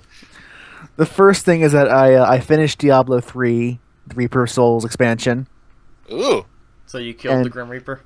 Yeah. You use the power of death on death to kill death. In a deadly Didn't he have like death. Did they ever explicitly call that character the Grim Reaper or No. Death? No, it's it like has a specific name. He's an angel. Yeah. He was the head angel, and then he turned super good, and he saw that we were evil, and we had to die. Yeah, he's like, humanity sucks. Just I was like, I can get behind that. Cool. So, I wrote a piece on Diablo 3. It's not going to come out for a while because I still have a couple other things need to come out first. But one of the things I noticed as the more I played Diablo 3 is that the porting job was nice on like a graphical, technical level. It looks like a really good game. But there are a couple of little things that kind of irked me about it. For example, like when you're playing on a PC, you have a mouse, and you just click a mouse to kill the enemies. On the controller, that same attack is the X button, and I found that my thumbs got really, really sore after continued play sessions. Yeah, I guess that's just the movement of it, because with the mouse, you still have to click a whole bunch, but it's a very short tap, especially if you have like a gaming-based mouse with a short range. Yeah, but like with the console version especially, it's like, you want to attack, you hold down a button and shit dies. But there's dodge rolling and all that stuff that they work in there, as well as there's like how a lot you manage more your lateral abilities. thumb movement too with the mouse. It's like you move like a centimeter down with your finger and it clicks. So, the other thing is that on a mouse you can do a bit more precision work. You just point to an area and use a skill, and it's going to be at that area. Sure. On a controller, they use auto targeting. So it'll go in the same general direction your character is facing in. But as for what enemy is going to in that direction, you don't really have a whole lot of control over that. So as I was playing a wizard, for example, and wizard has the black hole technique it gains at like level 60. I would have very, very many instances where I wanted to use black hole on a lot of close enemies to bunch them together in front of me. Except there was like one straggler all the way in the back, and the black hole would target that guy. So I didn't really have 3 again now. I didn't really have a lot of precision control on my controller, but it's still a decent port. It's just you got to understand porting a general PC game to a console game does have its flaws. So here's my big question for you is, how was it like navigating some of the menus, like when you go into your inventory and you're managing like your equipment and gear? Like that was actually not too bad. That was pretty intuitive. It's all radial based, if I remember correctly, right? Yeah. Yeah, because I remember, like I think it was Jeff on Giant Bomb. He was kind of saying like that was one of the things he wasn't too hot on was like how it handles stuff in the menus like that. Which I didn't hate it. I mean, it's one of those things of like, if you've played the PC version, you're very used to just that style of menu control. Especially since I play mostly PC games, I'm used to that. I've played a lot of Western RPGs, so it didn't bother me that much. And although apparently you can use a touchpad, I'd never use it because I didn't know. You know something? I've always had a touchpad-based question I've wanted to ask. You know when it says, like, hit the touchpad to do action in video game, is it pressure sensitive, or do you just kind of lay your thumb on it? The touchpad is an actual button. Okay, so you can actually, like, press it down? Yes. Okay. I always wondered that. Well, question answered. Cool. Yeah. It's pretty neat. So yeah, I think that's an interesting comment on Diablo as a port, just as a way of talking about bringing PC games onto the console, how that kind of thing needs to be thought of a bit more. They don't really have an answer to that question, how you would port Diablo to a console and alleviate those problems. That seems like something you have to deal with when you're using a controller. I mean, this is probably one of the few things that Blizzard hasn't done on a console before. Like, original StarCraft, believe it or not, they did that on Nintendo 64. Jesus. I did not know that. That was a thing. Yeah, I learned recently that Red Alert was on PS1 as well, which I didn't know. Yeah, it was. Apparently console RTSs have been a thing a lot longer than I thought they were. Although, to kind of be more specific, the Red Alert was not a Blizzard thing. That was... Yeah, I just, like, we're talking about, like, console RTSs and porting controls and stuff, and I was like, I didn't know that was a thing, like, way back then. I thought that was, like, late 2000s thing. Yeah, RTSs on consoles have not always had the greatest, but but as far as like Blizzard goes, like bringing some of the stuff that they have to consoles, like StarCraft, the N64 is like the only console I know of that ever got a port of it, and I still remember the whole commercial of like this teenage dude playing against Saddam Hussein. If that kind of and a friend of mine owned it. Because he was really into the N64. It was like one of the first and few consoles that he ever actually owned. And you could play it just fine with the N64 as it was, but the N64 had this thing called an expansion pack to expand the memory. Yeah. So if you wanted to do multiplayer on that thing, you had to have that. How much expansion do you get? Like 64 kilobytes of RAM? I don't fucking know, but... It's probably like 32 megabytes or something. Yeah. Diablo is one of those things that has never been on a console until now, though. Yeah, it's Diablo 3. I just find that I could have sworn it was on PS1. The first one was. Oh yeah, you know what? You're right. I'm a fucking idiot. Yeah, you're right. I don't know what I don't know what they used for menus. See, I just find that really interesting how you had to solve that problem of porting all those PC controls onto a controller that's very, very fixed. Yeah, I remember Torchlight came out for consoles way back when, and it had the same radio menu deal. Like, that seems to be the go-to. Because I got pretty frequent, because those thumb and hand cramps I was talking about, they were pretty frequent. Like, I got them about, like, every time I played for more than 2 hours. Yeah, I don't know, like, what more you can do about that, though. Yeah. Unless, maybe an interesting right bind, depending on the character, would be, like, right trigger, just hold it down to auto-attack. For like warriors, that'd be pretty good. But yeah, what I would do was hold X and my hand would get sore, so I switched to my other thumb and hold X with that thumb. Since I wasn't moving, it was literally hold X to kill creatures at that point. So you're just like going full Seth Killian and just hand overlapping hand. Yeah. I mean, and there's something to be said about the fact of a lot of controllers that we use on consoles now. A number of people prefer using those things on PC. Yeah. Years ago, anybody would have laughed at the idea of ever using a controller in any PC game. But to be fair, there are some games in which controllers are better, and there's some games in which keyboard and mouse are better. I mean, I still find it more comfortable to use a controller, even on like a number of PC games. I mean, granted, I would probably never use it on like a PC RTS, but there is Diablo. I had like a watershed moment a few months ago where I was just like, you know what, my default is the controller, unless it's like specifically a first-person shooter, or even then, like I might still use it. Like, it's easy. I'm just lazy. I don't want to. Rest my hand specifically on specific buttons on my keyboard or my mouse. But is Diablo one of those games for you? Oh, God, no. Yeah. You know what? I'll be honest. I would, if Diablo on PC gave me the opportunity to use a controller, I would love to try that. Try it, sure, but judging by what he said, I wouldn't keep it. Yeah. Probably, but yeah, that's just me personally. Like, yeah. I do have a couple of other things that went on this week. I actually played and finished Bayonetta 1. Oh man, How is that end boss? Everyone keeps talking about the ending, and I've never seen it. I should go get a copy of Bayonetta 1. Oh, it's man. good. It's good. Yeah, it was a fun fight. I died a bunch throughout that entire game, but I had a great time playing it. I didn't know that you could program something that enormous into the game without like. I am not good at these kind of games, so I was okay with dying a lot. I played Asura's Wrath.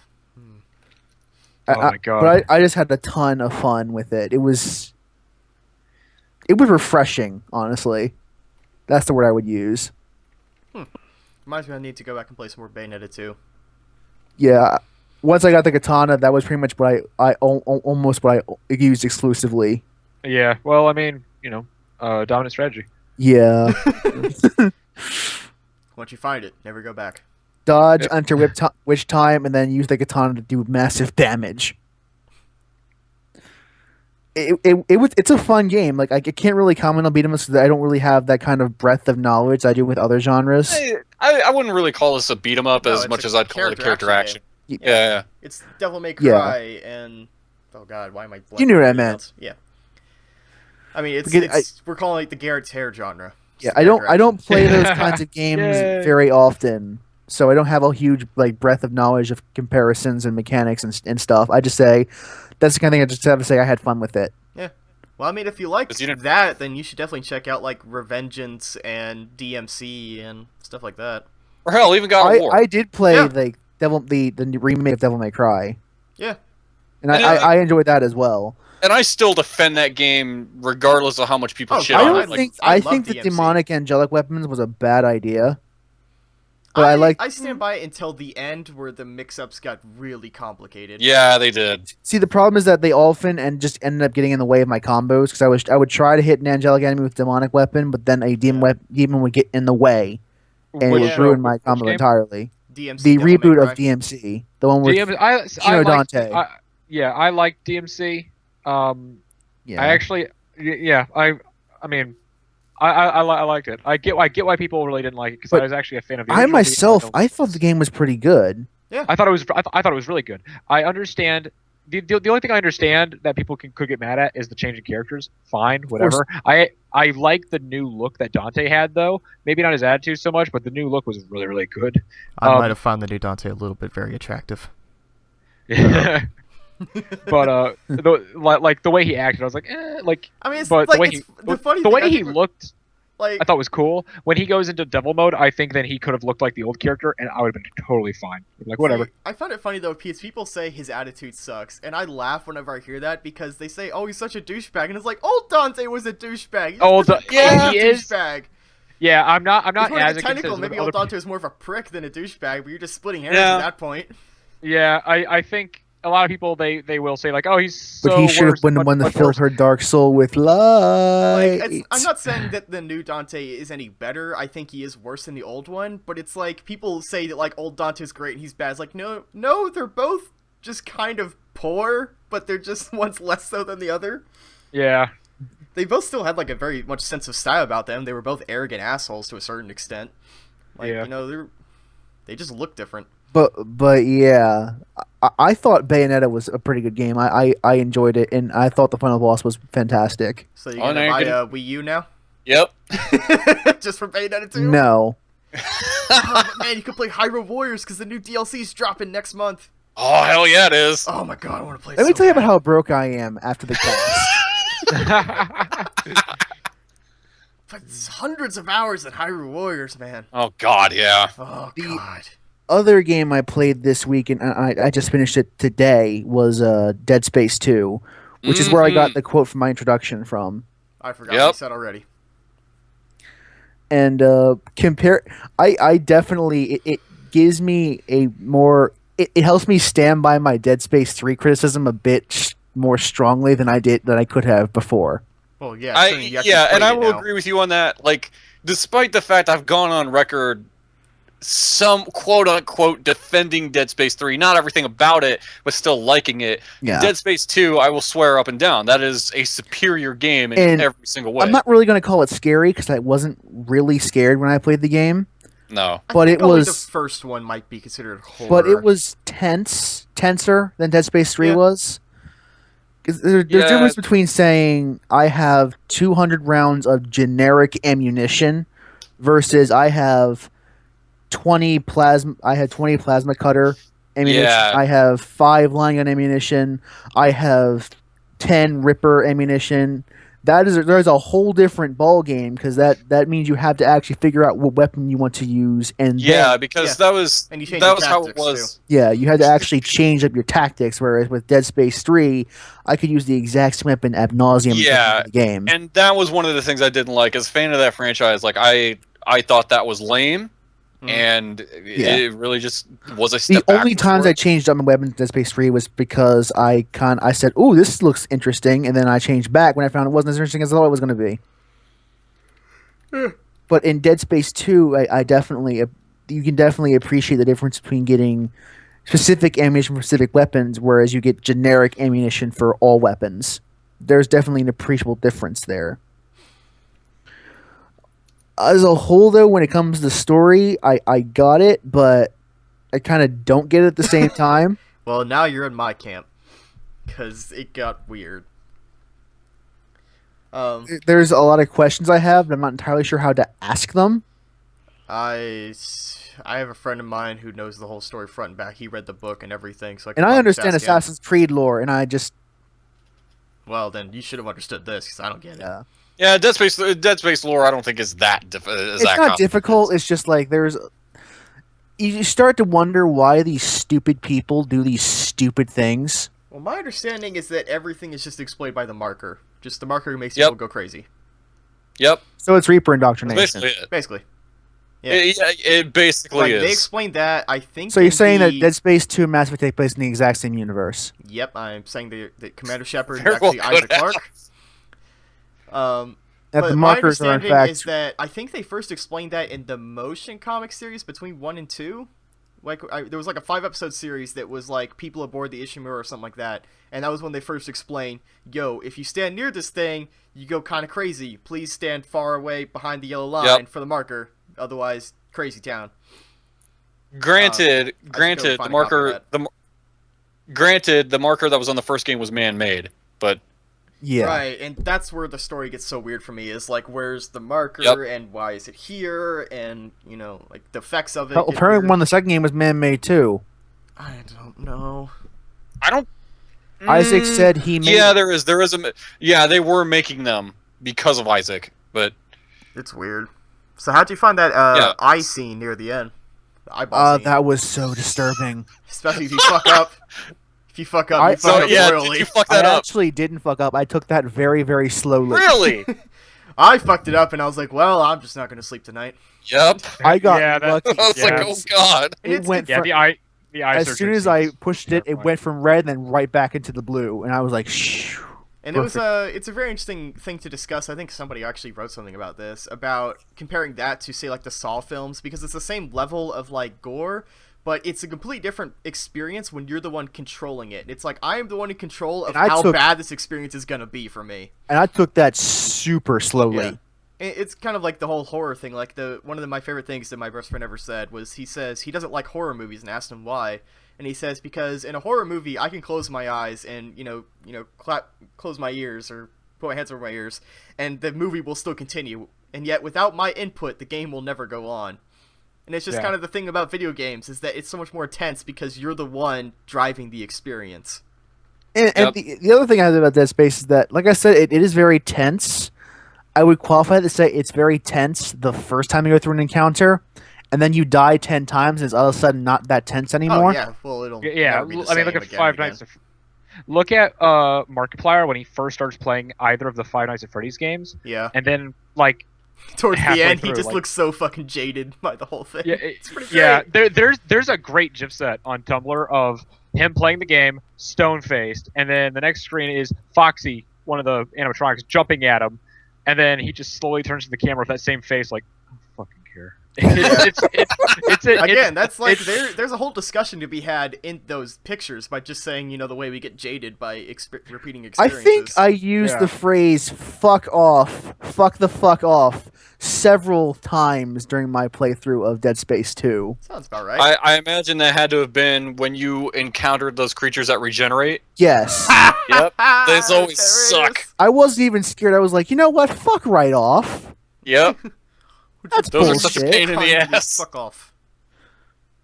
Or even like when someone when like a necromorph would jump from behind me and attack. I'm like, I looked that way. That door was sealed. Yeah. I call bullshit. You had to admit, and I will say this about Dead Space 2, I will admit up and down that it's not as scary as Dead Space 1. Don't get me wrong. I liked it. It's a good game. Yes, it is a very It's good just game. the way my mind works. I always think of the bad stuff first. But the one thing I will say, like, of some of the more horrifying moments in Dead Space 2 are those fucking stalkers, the like raptor-like things. Yes. Those kind of got me. Which ones are we talking about? They're like the really fast ones, I believe, that I usually use the machine gun to take down because the rams aren't that big of a deal. Are they the ones with the big glowy explodey spot? No. No. These are basically the ones that will actually hide behind shit and will kind of peek out at you. I know what you're talking about. They'll come at you in packs. I would just stasis them and then just blew them away. With the line gun, I think. Yeah, I just put them in the stasis and then I use a line gun to cut their legs off. It's a Dead Space. You haven't played the first one though, right? I have not. Pretty good game. One thing I will say is that a lot of people, I remember when Dead Space 2 originally came out, they were criticizing that game for having Isaac become a fully voiced character, as opposed to a silent lead that he wasn't in the first game. I actually didn't mind his character.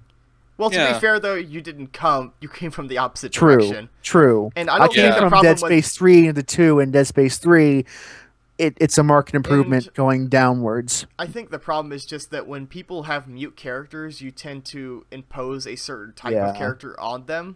So it's like if Gordon Freeman starts speaking and he starts saying things that you said, well, I never thought Gordon Freeman would say that. I find that upsetting. And that's kind of thing with Isaac Clarke, is that certain things he said in Dead Space 2, I was like, that's not the Isaac Clarke that I thought he was. Have you seen Freeman's Mind? Yes. If Gordon Freeman isn't that, I will be sorely disappointed. Yeah.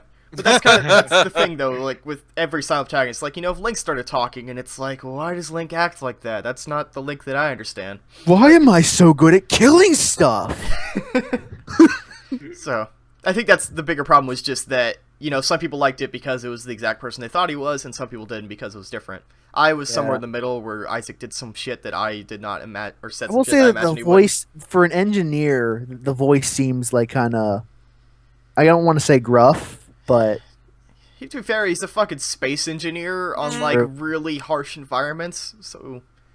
True. It could have been much worse. It could have been Aiden Pierce. It could have been Aiden Pierce, and I'm glad it was Aiden. Episode title of the week, it could have been Aiden Pierce.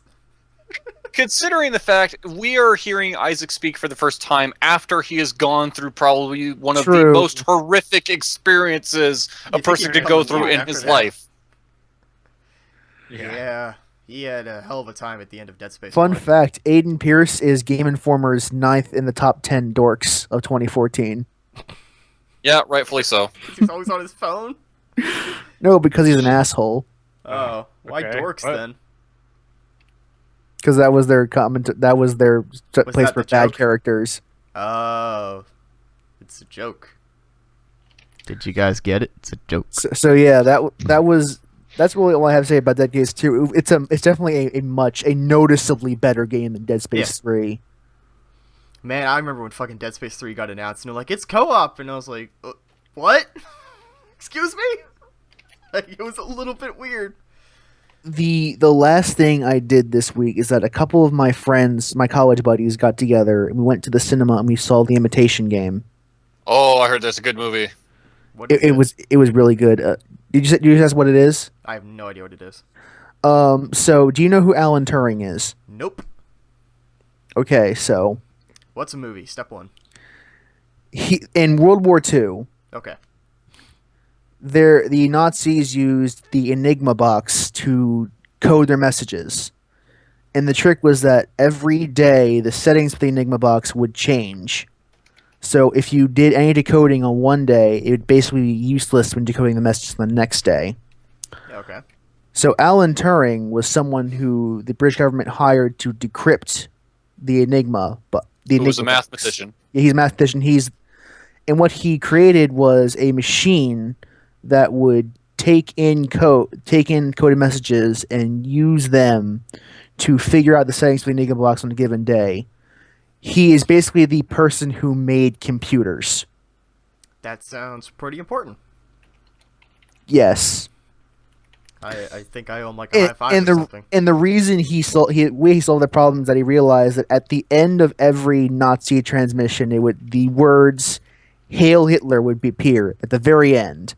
Okay. So you had 10 letters which you knew every single time those 10 letters would be "Hail Hitler," regardless of what else the message contains. You could use that and work your way backwards, decipher the rest of the message.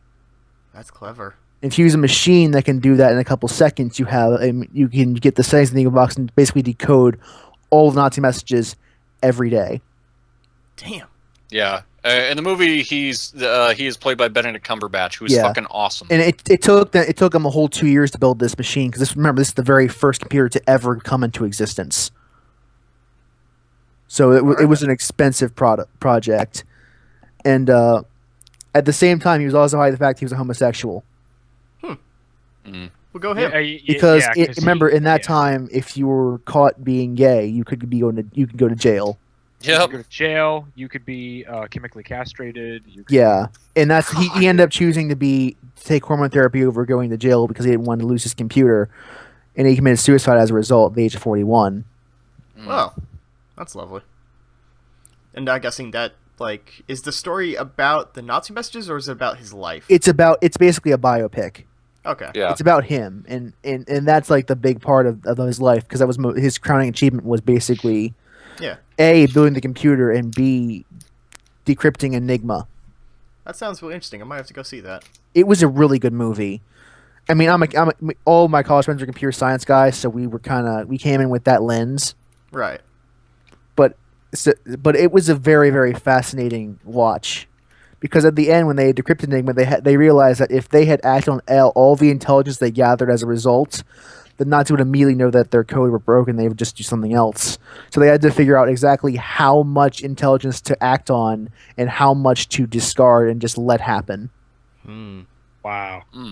Like what? So they had a bunch of mathematical models to determine basically who lived and who died. Damn. Yeah, that's pretty. Cool. It was it's a very interesting movie. Definitely worth watching. Yep.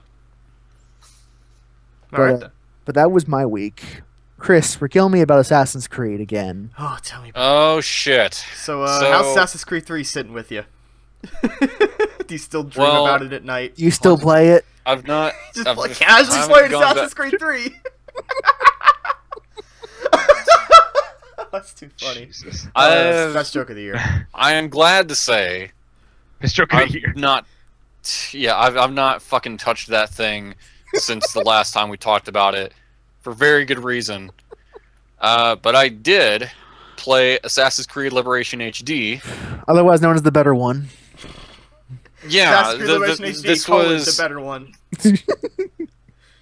Yeah. That game that it got put on Vita had a lot of gimmicky bullshit, and then Ubisoft was like, well, here, now you can play it on consoles and PC. There we go. Now I'll no play more it. Gimmicky bullshit.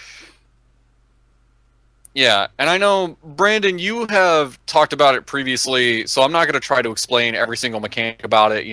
I would say that it is a good game. It is, I actually felt like this is what I come to, and this is what I want to get out of my experience when I play an Assassin's Creed game.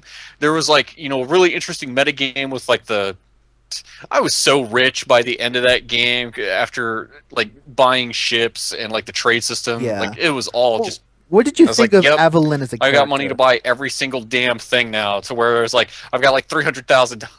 Buy all the pretty dresses. She's really fucking interesting, to be honest with you. She actually gets. Unlike Connor, and yeah, it sucks that we have to keep comparing it to Connor, but it's considering the fact that initially I think both of these games came out the same year they were released, but the thing with Evelyn is like she gets a lot more personality. Like I've said, Connor, unless you're doing the homestead missions, you really only get to see so much out of him, which is like here's Connor when he's interactions with her supporting cast. Yeah, she does. As well as like there's a number of characters I will remember, like, you know, Gerald, who was her like assistant, who also kind of had his own little crush on her, you know. Yeah, kind of had his little thing with her, and you know, her adopted parents, as well as Agate, who was her mentor. So here's a one big thing I really loved about this game is that it did not fucking waste your time. It was like shit gets going, and that's how you have like a 10-minute scene, and then you're immediately go thrust into Assassin's Aveline. Yes, you are. And granted, it's like, you know, they start. It's like here's her as a little flashback as her as a child, blah blah blah, and then it's like, it's just a dream, and you're. I love the fact that we didn't need to get her whole origin story of how she becomes an assassin or anything. It's like, nope, you're an assassin. Go. Okay, like that. I wish they would continue to do that. You know, I mean, that's what Altair was in the very first game. It's like we didn't need to know how Altair joined the assassins. He just is one. And granted, he gets disgraced and all this other bullshit, but still, back to Liberation. Yeah, that game does not fuck with you and waste your time. And granted, it tutorializes stuff just like any game would. But man, it doesn't take 5 hours to get to the actual game. It's like you do maybe like one sequence, and maybe there's like a couple other things you'll learn in some of the other ones. But other than that, it's really good in the way it tutorializes the stuff that it needs to show you. And I think it helps the fact that, yes, this is a small. You gone? What? We just lost Chris. I think we lost him. Oh wait, he's still talking though. It's a small world after all. Guys, he's still talking on his end. I know. We should. What do we do? Do we just? It's a small world after all. It's a small world after all. I don't know what to do because it's like he's still talking on his local copy. Hey, we're back. Okay. And you're back. I should just mute us. I don't fucking know. I didn't. I didn't stop my something recording, about something about small things. Okay, yeah, so basically, this is a smaller game than Assassin's Creed 3, but I think that works to its credit in the fact that it doesn't waste your time. It gets what it needs. It tells you what you need to know in a way you are off, and I liked that a lot. And granted, like you get like a couple of different areas to move between. Like there's New Orleans. There's a small section in Chichen Itza, and then there's the bayou and the swamp. And for a swamp, it looks pretty good. Like I thought it was kind of interesting tooling around there. I think it's interesting that you're approaching. Granted, I wasn't always a big fan of the canoes, especially. I think it's cool that you're approaching it right after playing Assassin's Creed 3, where for me it was like a year between my playthrough with 3 and my playthrough of Liberation. So it's interesting to see your viewpoint compared to what mine was back at that time. Yeah. I mean, because, like I said, yeah, I mean, and granted, while Assassin's Creed 3, you know, while it looks a little bit better simply because of the fact that it was made for consoles, whereas Liberation, and granted, Liberation is not a bad-looking game. Like, everything still looks really good in this. Yeah. You know, because the Vita is no slouch. But I still thought, like, everything looked really good, and you know, the bayou, it could be a little troublesome navigating around that area, but it was still pretty cool. Like, I liked it. Evelyn as a character is really interesting. I will remember a lot more about her than I ever will about Connor. And I love the fact that it's like, I wish they would use her more. Oh God, yeah, I know, right? I would love to see more of her. She was in a Black Flag DLC, but that's all they've used of her since. Oh man, yeah, I would totally love to see more of Evelyn. She was such a great character. Some of the things that kind of got me about the story was the whole idea is you're not like, this isn't Desmond Miles or anything outside of the Animus. This is, you're just some nameless individual that is playing the home version of the Animus, and you're, you know, the whole idea of like, this is just a fucking game, you know, here you go. I felt a little weird about that, because granted, I know, like, anytime the Templars are mentioned explicitly, it's only, like, when you find this character named Citizen E, who is, like, this guy that has hacked into it to, like, show you the truth, you know? Because, obviously, as, like, this is a commercial product, they're covering some stuff up. But, at the same time, why would the Templars be selling commercial product that talks about the Assassins? You'll get into that at the end of the game. That is a plot point. Yeah, I mean, I completed it. I beat the game, and like I completed the main story. I know what goes down. Like you beat it, and it's like at first you think, oh, and I'm gonna spoil some stuff, but as old as this is, I don't care. So some spoilers for Assassin's Creed. Now. Yeah, spoilers for Liberation is that at the end of the game, you find out that her adopted parents, like her adopted mother, was a Templar, and like I said. Yeah, her adopted mother was a Templar, and you think that after this conflict, after this fight she has with Agate, who I think was her dad, like he was her biological father / assassin's mentor. Yes. Yeah. Basically, you go there, and it just seems like, oh, she joined the Templars. But then, after you have one last encounter with Citizen E, who is the hacker, he shows you the truth, which was she was kind of using it as a cover, and then she kills her and all this stuff, and retrieves this precursor artifact. No, wait, I take that back. What happened is that her father in the mansion is her actual father, who had sex with his slave, and he ended up loving her so much that he freed all of his slaves. So yeah, Evelyn is a half white, half African American character.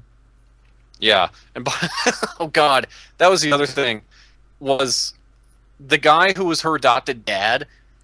Like when they first, like some of the interactions that those two have, like when she's playing piano and he's all talking about like, oh, you could stop a man's heart and everything. My first reaction to that was like, wow, I hope he doesn't go like Woody Allen on her and tries. That's actually her real biological father. Yeah, but there's that whole scene, like that secret scene that you get from Citizen E, where like he's on his deathbed and he even says like, "I'd marry you if I could have." I was like, okay, that's a little weird. That's like, yeah. No, Dad. So weird, but still, basically, it's it was a good story. I kind of liked it, and I liked what it did.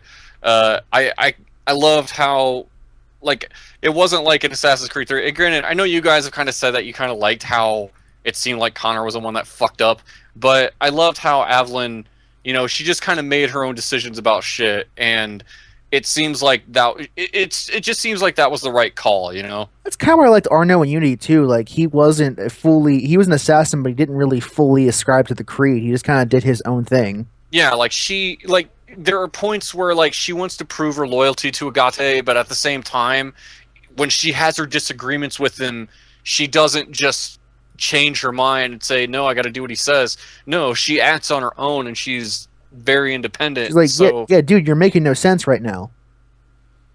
I'm not good at following any of this, so. You need to play Liberation HD, Sam. Liberation is a good game. I totally recommend it. It's on Steam right now, so you have no excuse. I have a copy of it. I just haven't played it yet. Yeah. It's really good. Next week I expect to report on my desk on how well you like that game. Jesus. Okay, I expect to report on Life is Strange. Ooh. Yeah, it was a good game. It was a good experience. I thought, and that was a big thing between this and 3. 3 at some point I felt like I was just trudging through. Yeah, it was a chore. Like 2/3 of the way of that game, I was like, oh god, like I just want to fucking get done with this. And then like I didn't really go into like the metagame or anything of that. But Liberation, I wanted to do that. Like I got hooked. Like there were moments when I took breaks from the main story between sequences to like do a good amount of the side stuff. Like I did all of the Persona specific missions. I went for like all the collectibles, and man, once you find all the Assassin's Coin, she gets the sickest costume I've seen in any of the games in this franchise thus far. Yeah, like all the armored costumes and stuff that Ezio gets, whatever. Like she gets this fucking Hunter of the Bayou outfit, it looks really dope. Like, she has like this skull face painted on her, and like she has the hood. I was like, oh man, that is sick. I want to play through this whole game again with her wearing that. Like, it's like, I wish more assassins looked like that. That looked great. Like, and the game respects your time too. Yes, it does. Unlike Assassin's Creed 3 and a lot of the other Assassin's Creed games, like it's a very small map, so it's very condensed. Everything's there. You don't have to worry about finding out where things are because it's all right there. And it's nice. Like the side stuff, like there are some side missions that have like their own narrative, like, you know, the free the slave stuff, and that doesn't take a way long time either. You don't have to go too far out of your way to complete those. Like, I thought that was really good. So yeah, I enjoyed my time with it. I'm gonna give myself a break, not just from this game, but Assassin's Creed as a franchise. Yeah, because after I beat the story, I actually went back, and that was when I did a lot of like collectibles and stuff, and like tracking down, like, you know, things I might have missed.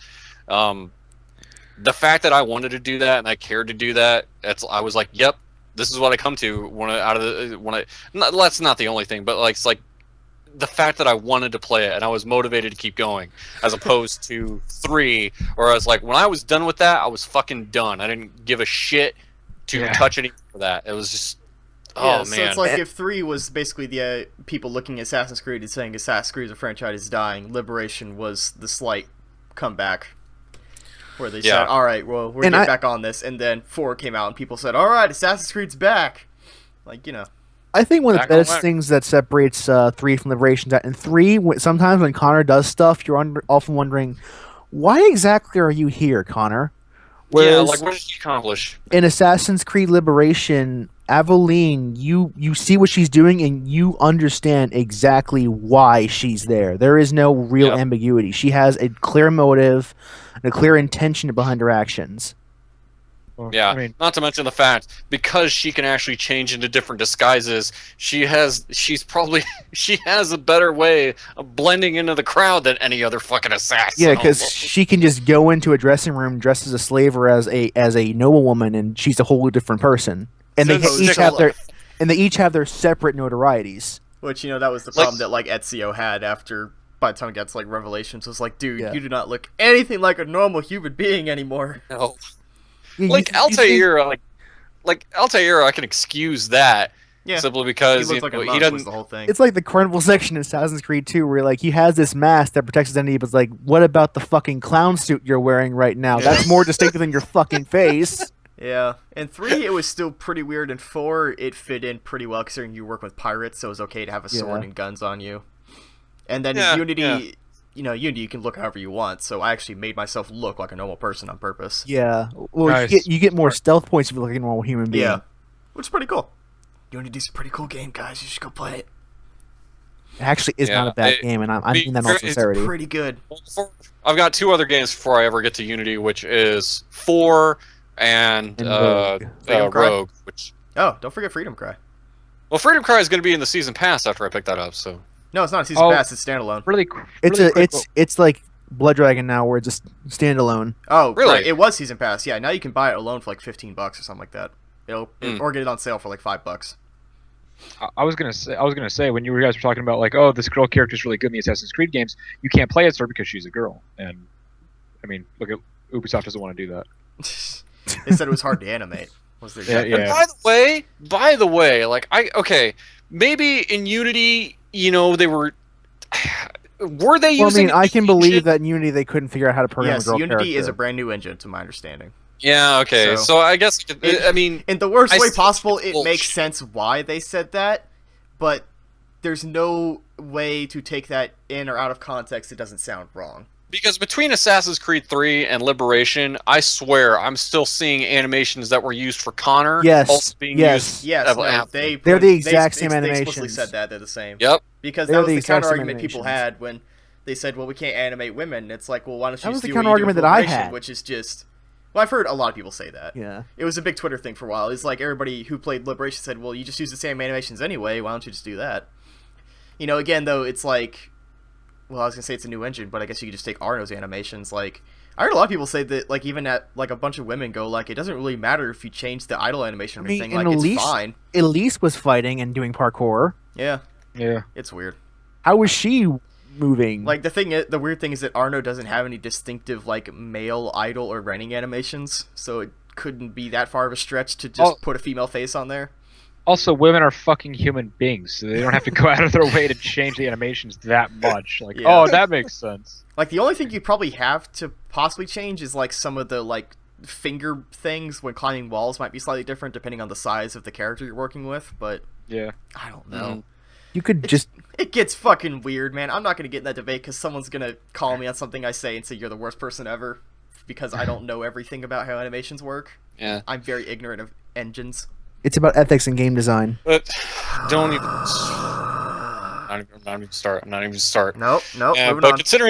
considering the number of other games that I also do kind of have in my backlog that I want to get on to, I'm gonna take a break before I jump right into 4, which I do have installed on my PC here. Just I'm gonna wait a bit before I get into that game. That's probably a good idea. Yeah, take a break. Considering. Gotta see what's waiting for me when I pop in this copy of Yaiba Ninja Gaiden Z. Yeah, I should get a copy of Escape Dead Island so we can both play terrible games and talk about them. God! Which game is worse? Let's find out next time on the Texture Pop. I bet I'm gonna have more fun with Yaiba than you ever would with Escape Dead Island. Yeah. I think I'm playing a losing battle here. Yeah. Is that winning? I'm not sure. I think you volunteered to lose that battle. Yeah. I have that sick interest in bad games. We'll find out. Before next week, I really should hook up my 360 so I can, 1, finish Asura's Wrath, and 2, play Golden Axe Beast Rider, because I played it for like an hour last year.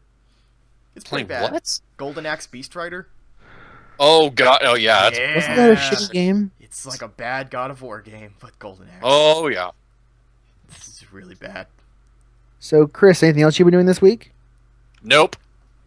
Other than keeping warm, because at the time of this recording, it's like only 5 degrees outside, and we've been getting hammered with snow. The wind chill has been horrible over here. Oh, God. I've had like a slight cold breeze down here in Georgia. We had a wind chill day of 0 degrees. Yeah, it was like, I was wearing shorts at work. You know, Georgia. Yeah. Yeah.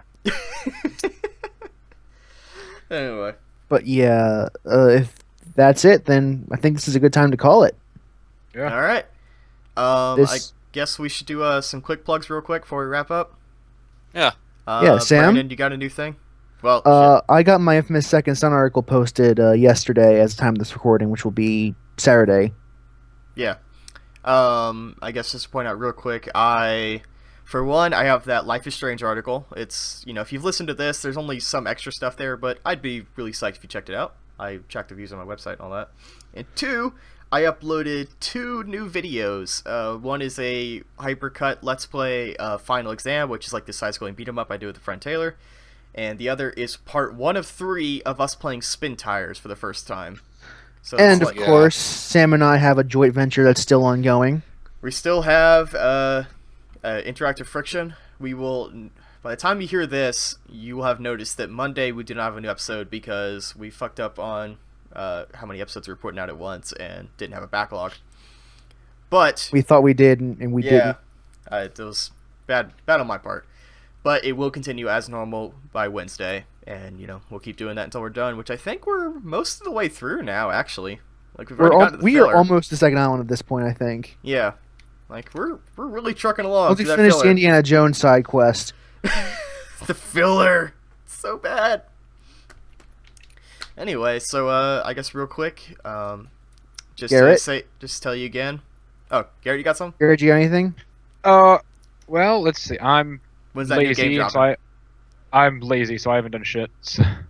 Good. Chris? But Finding a new fucking job, so I haven't done anything. Yeah, I've been busy with school and stuff, but I guess the big thing is the Zoophobia animation. If that comes out and I do get the part, then I guess keep an eye out for that. Other than that, Fingers crossed.